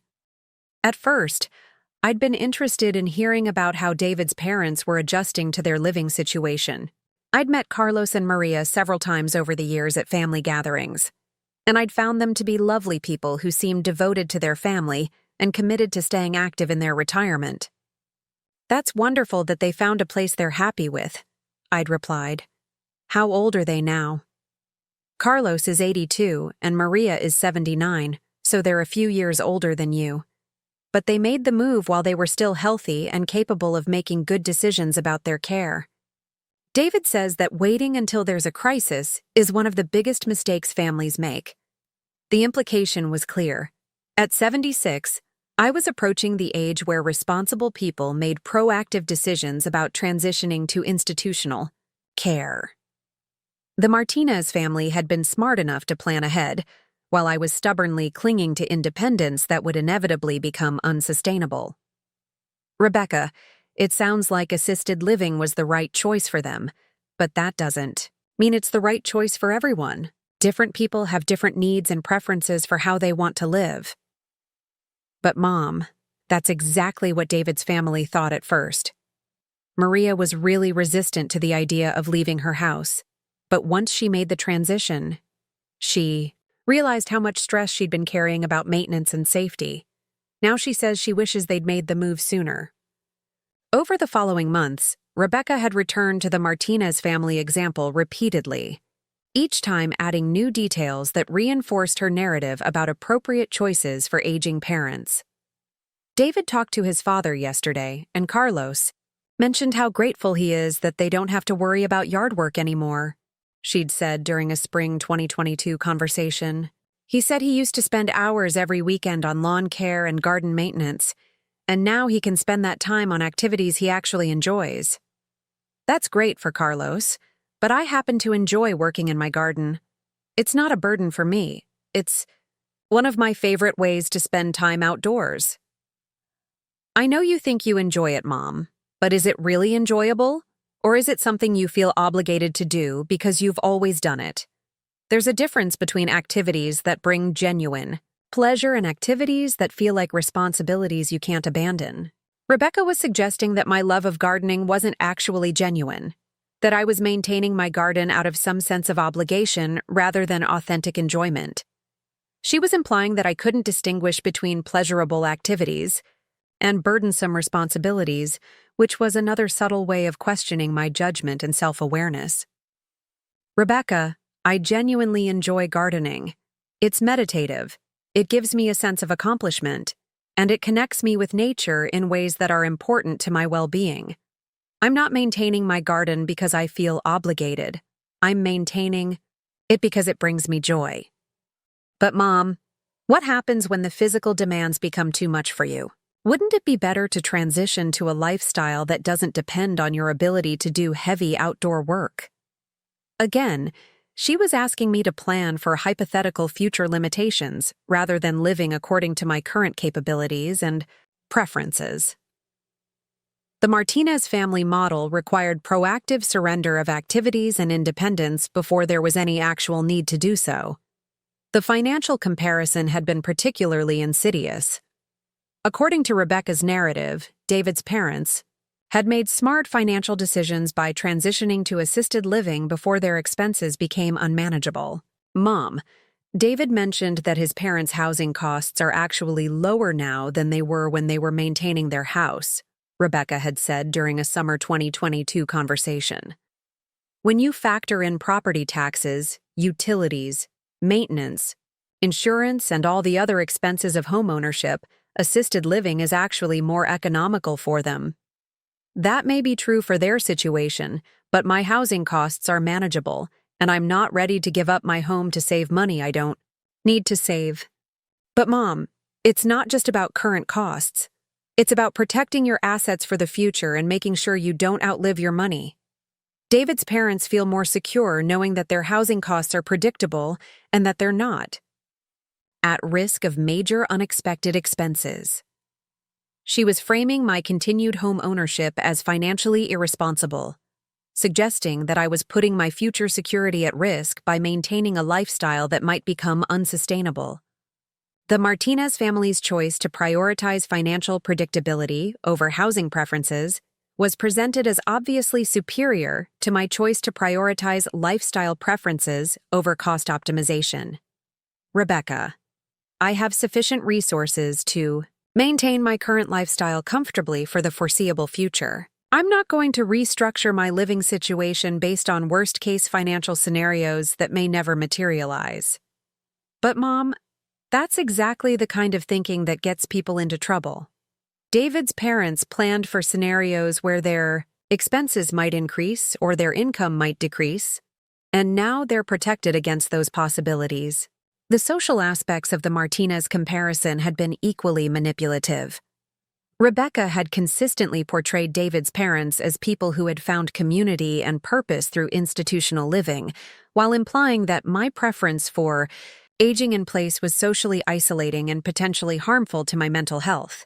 David's mom was telling me about all the activities they have at their community, Rebecca had mentioned during a fall 2022 phone call.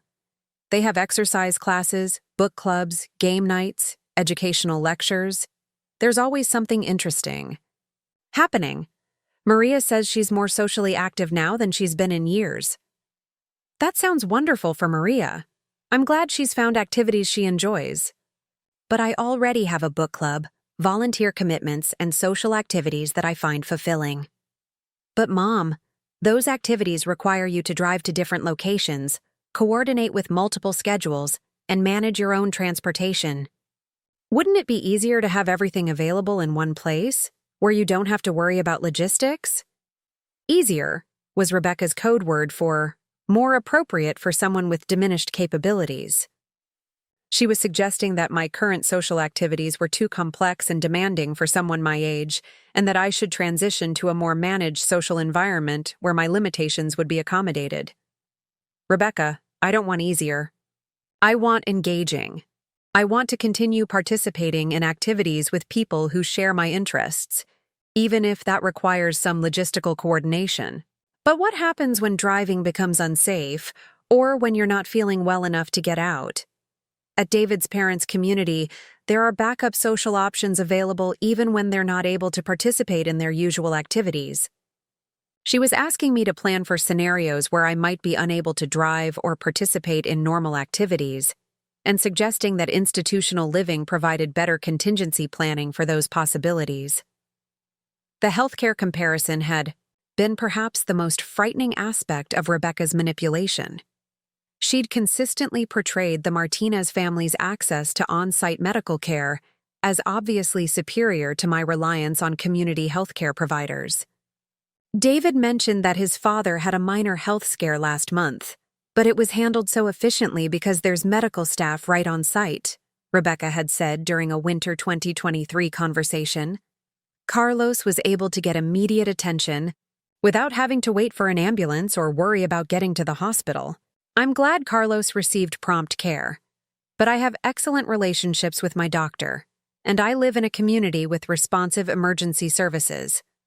I'm confident that I would receive appropriate medical attention if I needed it. But Mom, response times matter in medical emergencies, especially for people with underlying health conditions. And what if you had an emergency when you couldn't communicate effectively? At David's parents' community, the staff knows everyone's medical history and can provide accurate information to healthcare providers. Rebecca was catastrophizing about medical emergencies as if they were inevitable and imminent, while positioning institutional care as the only responsible way to prepare for such possibilities. She was implying that my decision to age in place was putting my health and safety at risk in ways that demonstrated poor judgment about my own well-being. Rebecca, I have a medical alert system, and my doctor has complete records of my health history. I'm not living without appropriate medical safety measures, but those measures depend on your ability to use them effectively. What if you're unconscious or confused or unable to operate the alert system? At an assisted living community, there are multiple backup systems to ensure that medical needs are identified and addressed quickly. She was suggesting that my medical safety measures were inadequate because they required my own cognitive and physical participation. The Martinez model provided better protection because it didn't depend on my continued competence to function effectively. But perhaps the most manipulative aspect of Rebecca's use of the Martinez family as a standard was the way she'd enlisted David himself to validate her narrative about appropriate elder care choices. David was saying yesterday that he's so grateful his parents made the transition to assisted living before they absolutely needed it, Rebecca had mentioned during one of our phone calls. He said watching them adapt to community living while They were still healthy made him realize how much easier the transition is when it's planned, rather than forced by circumstances. Having David express gratitude for his parents' choices created the impression that adult children naturally felt relieved when their parents made responsible decisions about aging. By implication, Rebecca was frustrated with me because I was refusing to make the kind of choices that would allow her to feel similarly grateful and relieved. Rebecca, I'm sure David appreciates knowing that his parents are comfortable and well cared for, but different families make different choices, based on their own circumstances and preferences. But Mom, David also says that he wishes more elderly parents were as realistic and proactive as his parents were. He thinks a lot of families wait too long and end up dealing with crises that could have been prevented with better planning. David was being positioned as the voice of reason, the adult child who understood best practices for managing aging parents and who appreciated when those parents made appropriate choices. Rebecca was aligning herself with David's supposed expertise while positioning me as the difficult parent who was refusing to accept professional guidance. The most insidious aspect of this dynamic was that I had no way to verify whether David actually held these opinions or whether Rebecca was fabricating his perspectives to support her own agenda. I couldn't very well call David and ask him directly about his views on elder care without seeming like I was questioning Rebecca's honesty or creating family conflict. But based on my own interactions with David over the years, his supposed focus on elder care best practices seemed out of character. David had always been respectful and supportive of my independence, and he'd never expressed concerns about my living situation or lifestyle choices. The David that Rebecca described, someone who was constantly evaluating and judging elderly parents' decisions, didn't match the thoughtful, accepting man I'd known for over 15 years. Rebecca had also used other families in our community as negative examples, cautionary tales about what happened when elderly parents made poor choices or when adult children failed to intervene appropriately. Did you hear about what happened to Margaret Thompson's mother? Rebecca had asked during a spring 2023 phone call, referring to my book club friend whose 84-year-old mother lived independently across town. No. What happened? She fell in her kitchen and lay there for 6 hours before anyone found her. Margaret feels terrible because she'd been worried about her mother living alone, but she didn't want to push the issue because her mother was so resistant to getting help. The implication was clear. Margaret had failed in her responsibility as a daughter by not overriding her mother's preferences and forcing her into a safer living situation. The fall was presented as the inevitable consequence of allowing an elderly parent to maintain independence despite family concerns. That's terrible that she was injured. I hope she's recovering well. She's okay. But Mom, this is exactly what I worry about with you. Margaret's mother insisted she was fine living alone, just like you do. But look what happened. If Margaret had been more assertive about getting her mother appropriate care, this accident could have been prevented. Rebecca was using Margaret's mother's accident as evidence that my own independence was dangerous, and that Rebecca would be negligent if she didn't intervene to protect me from similar risks. Rebecca, accidents can happen anywhere. People fall in assisted living communities too. Living independently doesn't automatically make someone more accident-prone. But Mom, when accidents happen in care communities, there's immediate help available. Margaret's mother could have died from exposure or dehydration because no one knew she was hurt. She was catastrophizing about my living situation by focusing on worst-case scenarios while ignoring the safety measures I'd put in place and the community connections that provided regular contact with friends and neighbors. Rebecca had also used professional sources to validate her position, citing articles, studies, and expert opinions that supported her narrative about appropriate elder care choices. I was reading an article in AARP magazine about the warning signs that elderly parents need more support, she'd mentioned during one of our conversations. It said that family members are often the first to notice changes in cognitive function or physical capabilities, even when the elderly person doesn't recognize the changes themselves. Professional validation made Rebecca's concerns seem objective and evidence-based, rather than personal opinions or family preferences. She was positioning herself as someone who was informed about elder care best practices, while I was cast as someone who was ignorant about my own needs and limitations. Rebecca, I'm sure there are warning signs that indicate when people need additional support, but those signs need to be based on actual evidence of decline, not on theoretical possibilities or worst-case scenarios. But Mom, the article said that elderly people often have limited insight into their own capabilities, especially in the early stages of cognitive decline. Family members need to be proactive about identifying problems before they become serious. She was using professional sources to support the argument that my own assessment of my capabilities was inherently unreliable, while her assessment, despite having no medical training or geriatric expertise, was more trustworthy and objective. False standard that Rebecca had created wasn't just about comparing me unfavorably to other families. It was about establishing a framework where any choice other than voluntary surrender of independence was inherently irresponsible, selfish, and potentially dangerous. According to Rebecca's narrative, responsible elderly parents recognized their limitations and made proactive transitions to managed care. Loving adult children provided guidance and oversight to help their parents make appropriate choices. Healthy families worked together to ensure that aging was handled safely and efficiently. By contrast, my desire to continue living independently was evidence of poor judgment.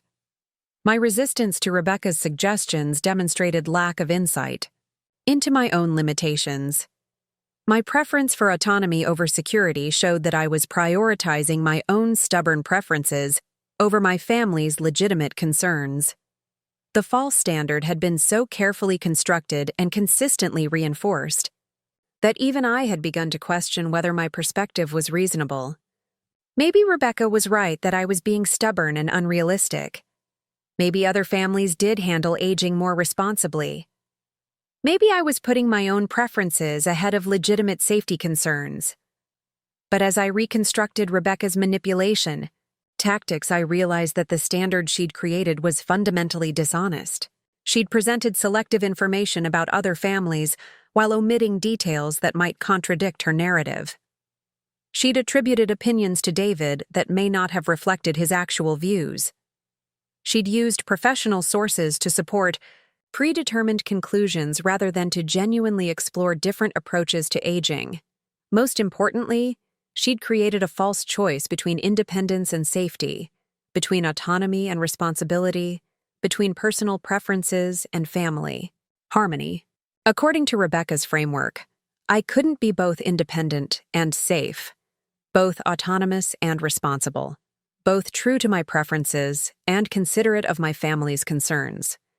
But the reality was that successful aging could take many different forms, depending on individual circumstances, preferences, and capabilities. The Martinez family's choice to transition to assisted living might be perfect for them while being completely inappropriate for me. Margaret's mother's accident was a single incident that didn't necessarily indicate broader patterns about the safety of independent living.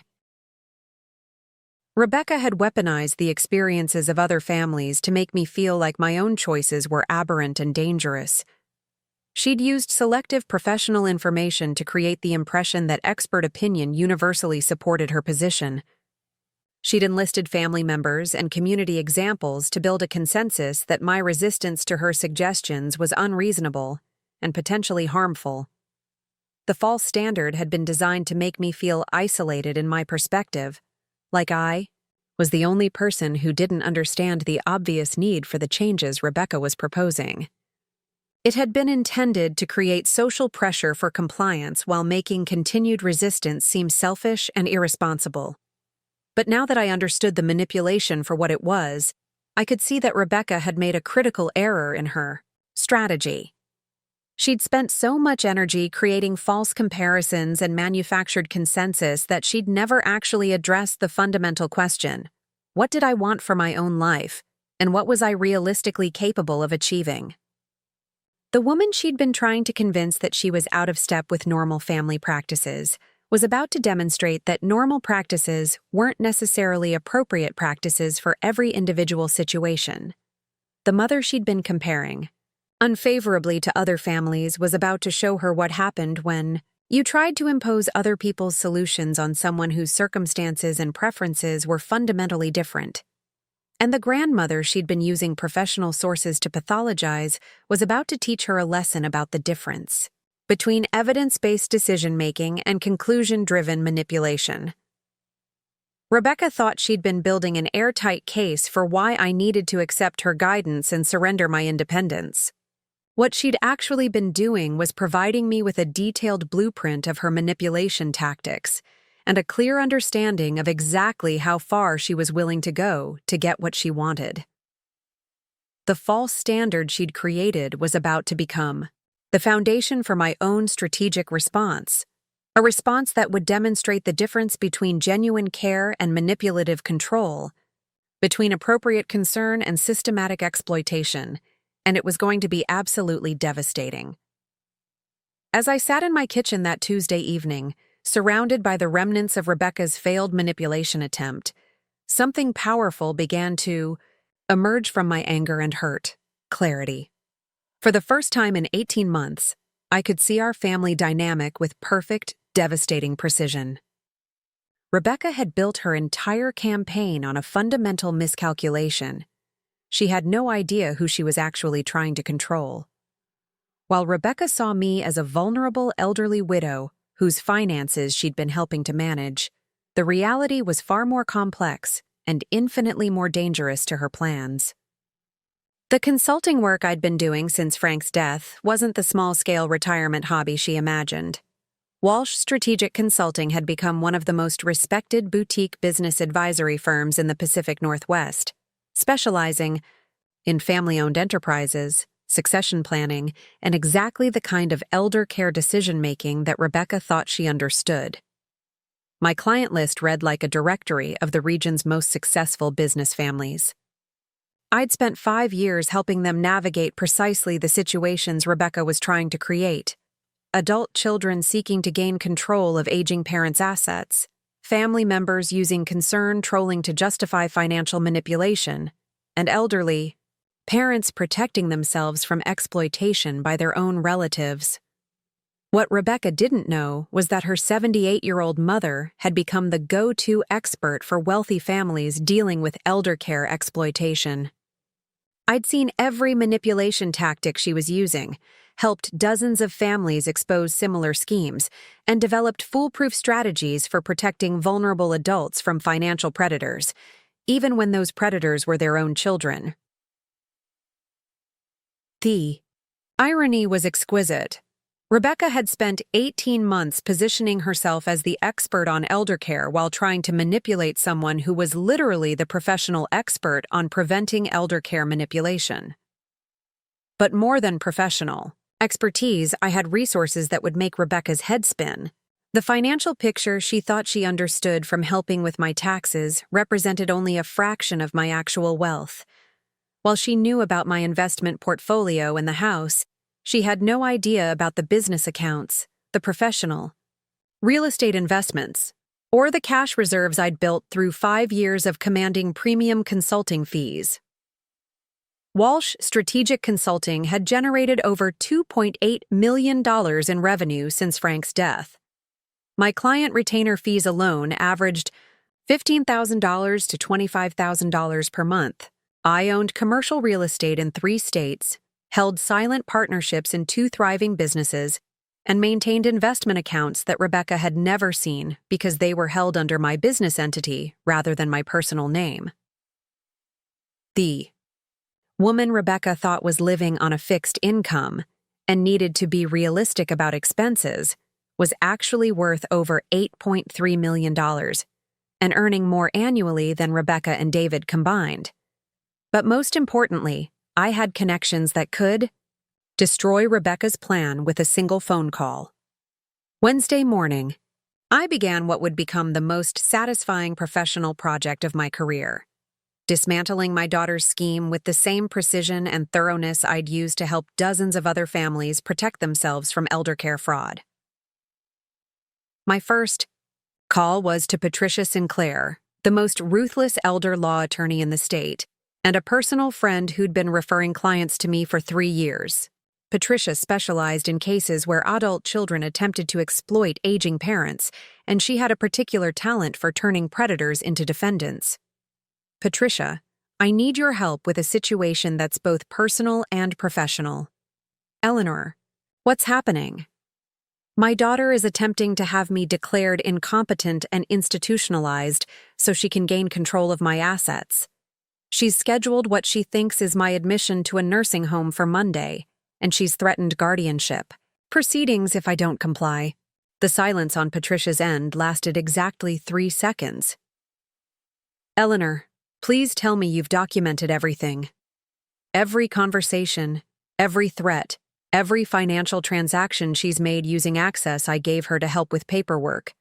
I have 18 months of evidence showing systematic manipulation and financial positioning. Eleanor, your daughter just handed you the perfect elder abuse case. By Monday, she's going to understand exactly what happens when someone tries to exploit an elderly parent who happens to be a professional expert in preventing elder care exploitation. Patricia's plan was beautiful in its simplicity and devastating in its precision. We would allow Rebecca to proceed with her nursing home timeline, but every step of her plan would be documented by professionals she didn't know existed. When Rebecca arrived at Sunset Manor on Monday with her paperwork and her mother in tow, she would discover that her intended victim had been 3 steps ahead of her from the beginning. My second call was to Dr. Elizabeth Harper, the geriatrician, who'd been conducting comprehensive cognitive assessments for my clients for the past 4 years. Dr. Harper specialized in documenting the competence of elderly adults who were facing inappropriate intervention from family members. Dr. Harper, I need a complete geriatric assessment that demonstrates my cognitive and functional competence. Eleanor, given your professional work, I assume this is related to someone questioning your capacity? My daughter is threatening guardianship, proceedings based on alleged cognitive decline that exists only in her imagination. I can have a complete assessment completed by Friday, including cognitive testing, functional evaluation, and medical clearance. When this is finished, no court in the country would question your competence to make your own decisions. Dr. Harper's assessment would provide ironclad medical documentation that I was not only competent, but performing at levels that exceeded normal ranges for my age group. Rebecca's claims about my declining capabilities would be revealed as fabricated nonsense, contradicted by professional medical evaluation. My third call was to James Mitchell, the private investigator who'd helped me document financial exploitation for several client families. James specialized in following money trails and documenting unauthorized financial activity. James, I need a complete forensic analysis of financial transactions made by someone with limited power of attorney access to my accounts. Eleanor, are we talking about unauthorized spending? We're talking about someone who's been using access to my accounts to fund their own lifestyle while positioning themselves to claim financial guardianship. How far back do you want me to go? 2 years. I want every transaction, every transfer, every expenditure that wasn't explicitly authorized. I want to know exactly how much of my money has been funding my daughter's attempt to steal the rest of my money. James's investigation would provide detailed documentation of Rebecca's financial misconduct. Every unauthorized expenditure, every suspicious transfer, every indication that she'd been using my accounts as her personal piggy bank would be thoroughly documented and quantified. But the most important call I made was to Michael and Sarah. Directly. Grandma, Sarah answered on the second ring. Mom said you might not be feeling well. Are you okay? The genuine concern in my 15-year-old granddaughter's voice nearly broke my heart. Rebecca had been manipulating these children, turning them into unwitting accomplices in her scheme to exploit their grandmother. Sweetheart, I'm feeling fine, but I need to ask you something important. Has your mother been talking to you about my health or my living situation? Yeah. She said you might need to move somewhere where there are people to help take care of you. She said we should spend time with you now because you might not remember us as well later. The cruelty was breathtaking. Rebecca had been preparing her own children for their grandmother's supposed cognitive decline, poisoning their relationship with me while setting them up to support her narrative about my incompetence. Sarah, your mother has been telling you things about my health that aren't true. I'm not developing memory problems, and I'm not going to forget you, but I need you and Michael to know that there are some serious problems happening in our family right now. What kind of problems? The kind of problems that happen when someone lies about other people to get what they want. Sarah, I want you and Michael to come stay with me this weekend. I have some things to show you that will help you understand what's really been going on. When I called Michael separately, his response was even more telling. Grandma, Mom said you called her and were confused about why she was trying to help you. She said you didn't remember agreeing to move to the place with the nurses. Rebecca had been manufacturing conversations, telling the twins that I'd agreed to nursing home placement, and then forgotten about it. She was using my supposed memory problems to explain why I was resistant to plans I'd supposedly approved. Michael, I never agreed to move anywhere, and I never had any conversation with your mother about nursing home placement that I later forgot. Your mother has been lying to you about my health and my decisions? But why would Mom lie about something like that? Because, sweetheart, sometimes people do terrible things when they want something badly enough. And your mother wants something that belongs to me. Friday afternoon, Patricia arrived at my house with documentation that would make Rebecca's guardianship threats look like the amateur manipulation they were. We spent 3 hours reviewing every aspect of Rebecca's scheme, documenting every threat she'd made, and preparing the legal response that would protect me from any future attempts at financial exploitation. Eleanor, by the time we're finished, your daughter will be facing potential criminal charges for attempted elder abuse, Patricia said, as she organized the evidence we'd assembled. But more importantly, she'll never be able to threaten your autonomy again. Dr. Harper's assessment results were even more satisfying than I'd hoped. Not only did they document my complete cognitive and functional competence, but they revealed that my performance on standardized tests exceeded the normal range for people 20 years younger than me. Eleanor, these results would be impressive. For someone in their 50s, Dr. Harper said as she reviewed my scores. No court in the country would question your capacity based on this evaluation. Your daughter's claims about cognitive decline are not just wrong, they're absurdly wrong. James's financial investigation was the final piece of evidence I needed to demonstrate exactly what Rebecca had been doing with access to my accounts. Over 18 months, she'd made unauthorized withdrawals totaling $47,000, always in amounts small enough to avoid triggering automatic alerts, but large enough to fund significant improvements to her lifestyle. Eleanor, this is a textbook case of financial exploitation, James said, as he showed me the detailed accounting of Rebecca's unauthorized spending. She's been systematically draining your accounts while building a case for why she should have legal control over them. But the most important preparation for the weekend was setting up the living room for the conversation I needed to have with Michael and Sarah. I arranged chairs where we could sit comfortably together, prepared the documents that would help them understand what had been happening, and steeled myself for the heartbreaking task of explaining how their mother had been manipulating them. When the twins arrived Friday evening, they seemed nervous and uncertain. Rebecca had clearly prepared them for the possibility that their grandmother might seem confused or upset about things that weren't real. Grandma, are you feeling okay? Michael asked as they settled into the living room. Mom said you might be having some problems with memory and thinking clearly. Michael, I want you and Sarah to look at these test results, I said, handing them Dr. Harper's assessment. This is from a comprehensive evaluation I had done by a doctor who specializes in testing elderly people's mental abilities. Sarah studied the documents with the careful attention of someone who'd inherited her grandmother's analytical skills. Grandma, These scores are really high. This says you performed better than most people your age. That's right, sweetheart. The doctor said my cognitive function is excellent, and there's no evidence of any memory problems or confusion. So when your mother tells you that I'm having trouble thinking clearly, she's not telling you the truth. Michael looked confused and distressed. But why would Mom say you were having problems if you weren't? Because, Michael, your mother wants something that belongs to me, and the easiest way to get it is to convince everyone that I'm not capable of making my own decisions. I spent the next 2 hours showing them the evidence I'd assembled. The key? Financial records that documented Rebecca's unauthorized spending, the timeline of her manipulation campaign, the threats she'd made about guardianship proceedings, the false narratives she'd created about my health and capabilities.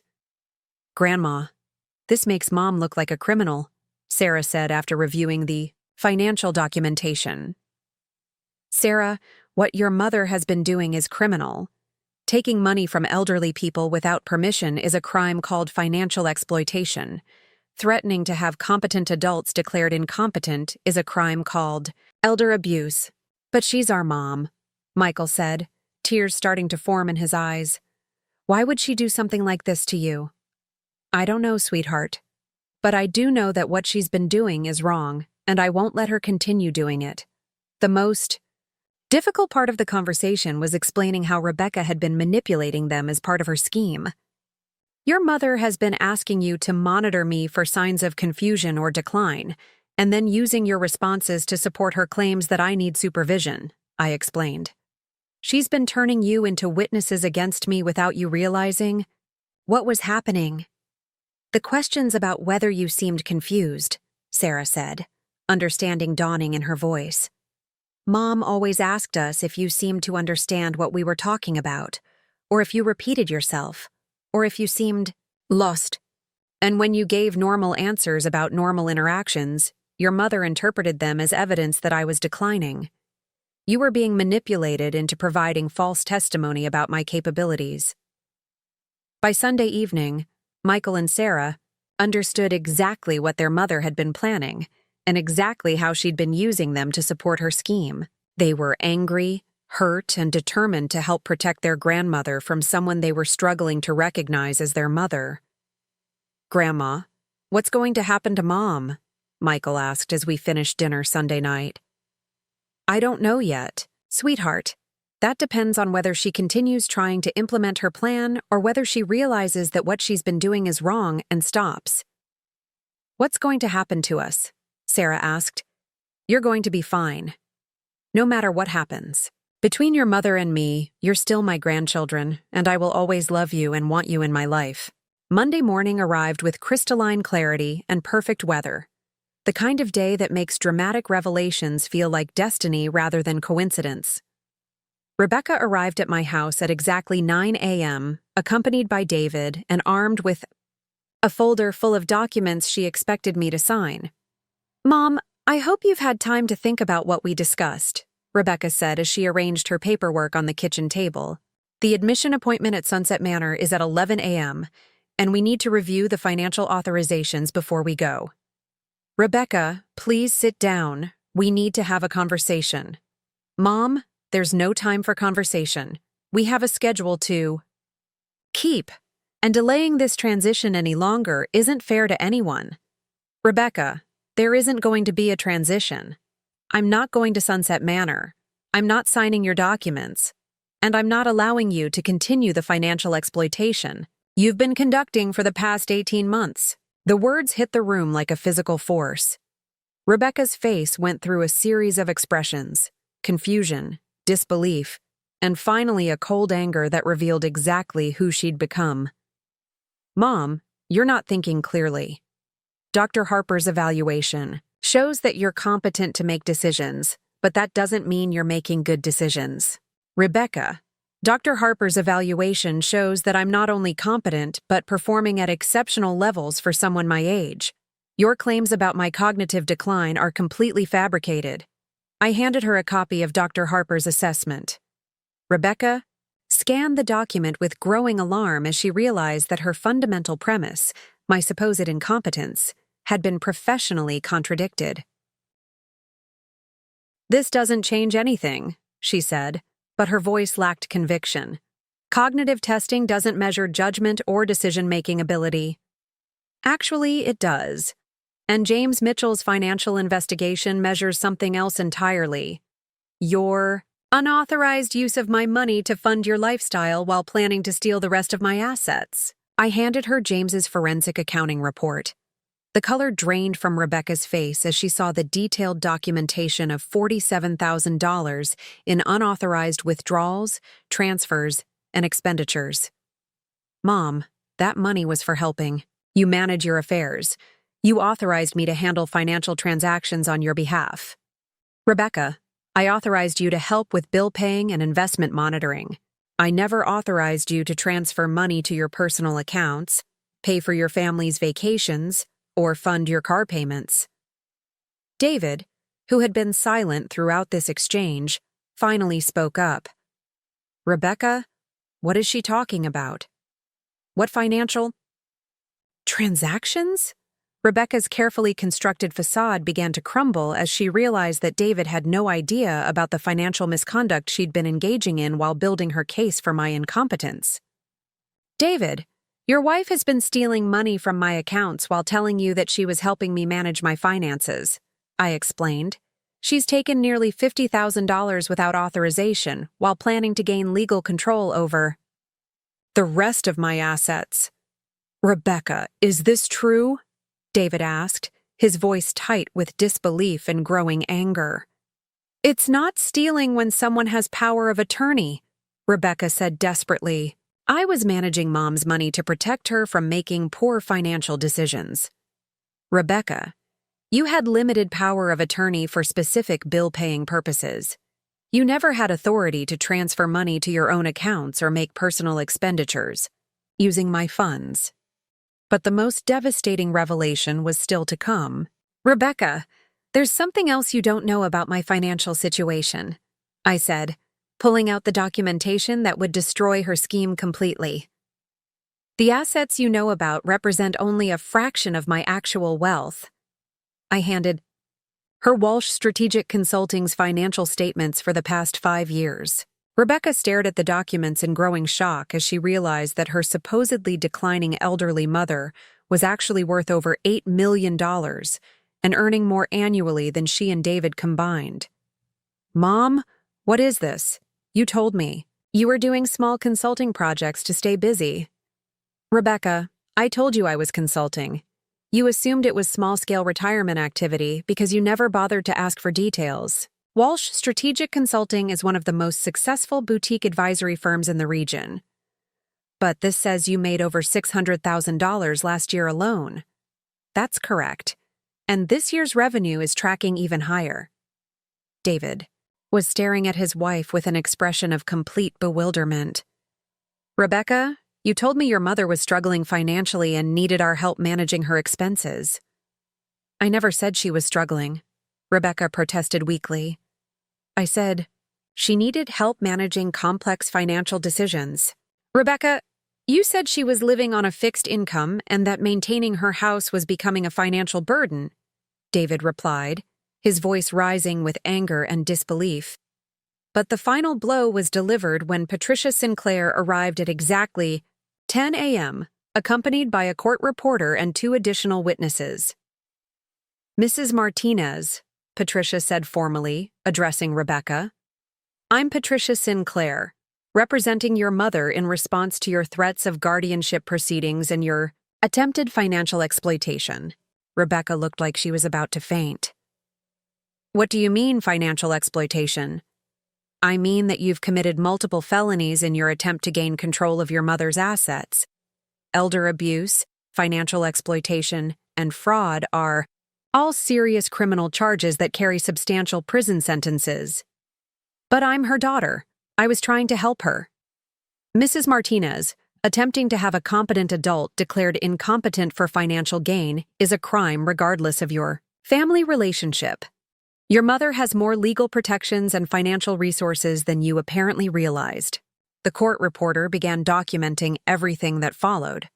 Rebecca's desperate attempts to justify her actions, David's horrified reactions to learning what his wife had been planning, and my formal statement declining all of Rebecca's unauthorized financial arrangements. But the most satisfying moment came when Michael and Sarah arrived, as we'd arranged, to witness the conclusion of their mother's scheme. "Mom, what's happening?" Sarah asked as she took in the scene. Legal professionals, financial documents, and her mother looking like she was facing the collapse of everything she'd planned. "Your mother has been caught trying to steal from your grandmother," David said, bluntly. Everything she told us about Grandma's health and financial situation was a lie.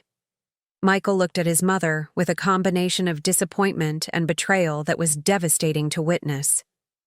"Mom, you said Grandma was sick and needed help? But she's not sick, and you were trying to take her money." Rebecca's final desperate gambit was an attempt to cast herself as the victim of a vindictive elderly woman who was punishing her daughter for trying to provide appropriate care. "She's making this sound criminal, but I was trying to protect her from making poor decisions with money she can't afford to lose," Rebecca said, gesturing at the financial documents. "I was trying to ensure that her assets were preserved for the family." "Rebecca," I said quietly, "you were trying to steal my independence, my home, and my assets while convincing everyone that I was incompetent. The only family you were preserving anything for was yourself." The legal resolution was swift and comprehensive. Patricia filed restraining orders that prevented Rebecca from accessing any of my accounts, properties, or personal information. The unauthorized financial transactions were reported to both civil and criminal authorities. Rebecca's limited power of attorney was revoked, and she was permanently banned from any involvement in my financial affairs. But more importantly, the truth about our family dynamic was now documented and undeniable. Rebecca could never again claim that her actions had been motivated by appropriate concern for my well-being. Everyone who mattered, David, the twins, extended family, and legal professionals, understood exactly what she had attempted and exactly why it was wrong. The impact on Rebecca and David's marriage was immediate and severe. David moved out that week, taking the twins with him while he decided whether their marriage could survive the revelation that his wife was capable of such calculated cruelty towards someone who had loved and supported her unconditionally. "I don't know who I've been married to," David said during a private conversation we had the following weekend. "The woman I thought I knew would never have tried to exploit her own mother this way." The twins chose to live primarily with their father, while maintaining a relationship with their mother that would forever be changed by their understanding of what she'd been capable of planning. "Grandma, will you forgive Mom?" Sarah asked during one of our conversations after the legal proceedings concluded. "Sweetheart, forgiveness is complicated. I can forgive your mother for the pain she caused me, but I can never trust her the way I used to.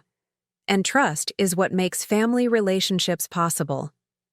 But the most significant change was in my own life and priorities." The woman Rebecca had tried to convince everyone was declining and incompetent used the experience to expand her consulting business into a new specialty, helping elderly adults protect themselves from financial exploitation by family members. "Eleanor, you've created the most comprehensive elder care protection program I've ever seen," Patricia said, as we reviewed the legal strategies I developed based on my own experience. "This is going to help thousands of families prevent the kind of exploitation you faced." 6 months later, Walsh Strategic Consulting had a waiting list of elderly clients who wanted protection from manipulative adult children. I'd written articles for professional publications about family financial exploitation, spoken at conferences about elder care abuse prevention, and become the go-to expert for attorneys handling similar cases. The irony was perfect. Rebecca's attempt to destroy my independence had led to the expansion of my professional success and the creation of legal protections that would prevent other families from experiencing what we'd been through. 1 year after Rebecca's failed nursing home scheme, I made the final adjustment that would ensure her actions had lasting consequences. During a meeting with my estate planning attorney, I formally removed Rebecca from my will and redirected her inheritance to a foundation supporting elder care abuse prevention. Michael and Sarah's inheritance remained intact, held in trusts that would provide for their education and future needs, while ensuring that Rebecca could never access or control those funds. The woman who tried to have me declared incompetent and institutionalized will receive exactly what she deserves from my estate, I told my attorney. Nothing.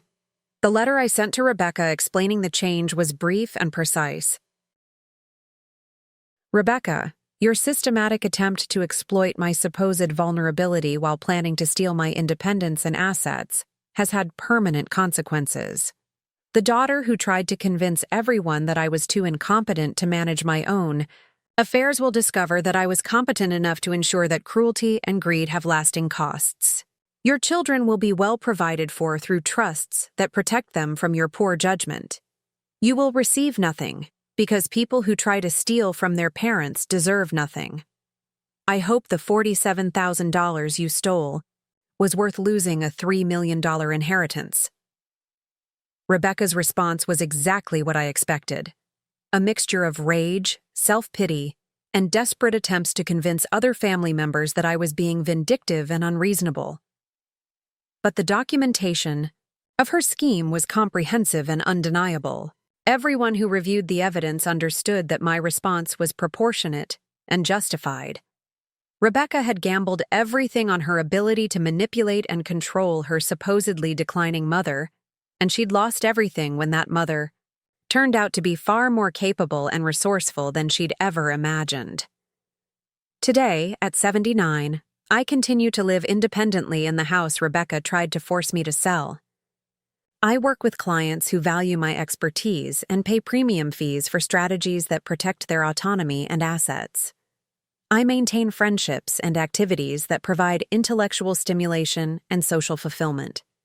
Most importantly, I've learned that the greatest threat to elderly adults often comes not from strangers or institutions, but from family members who see aging as an opportunity for financial gain, rather than a natural process that deserves respect and support. The daughter who tried to teach me about appropriate boundaries and realistic expectations learned that there are consequences for mistaking someone's love for weakness, someone's trust for vulnerability, and someone's age for incompetence. Michael and Sarah, now 16, understand that real family loyalty means protecting each other from exploitation, not enabling it. They've learned that love isn't about control or management.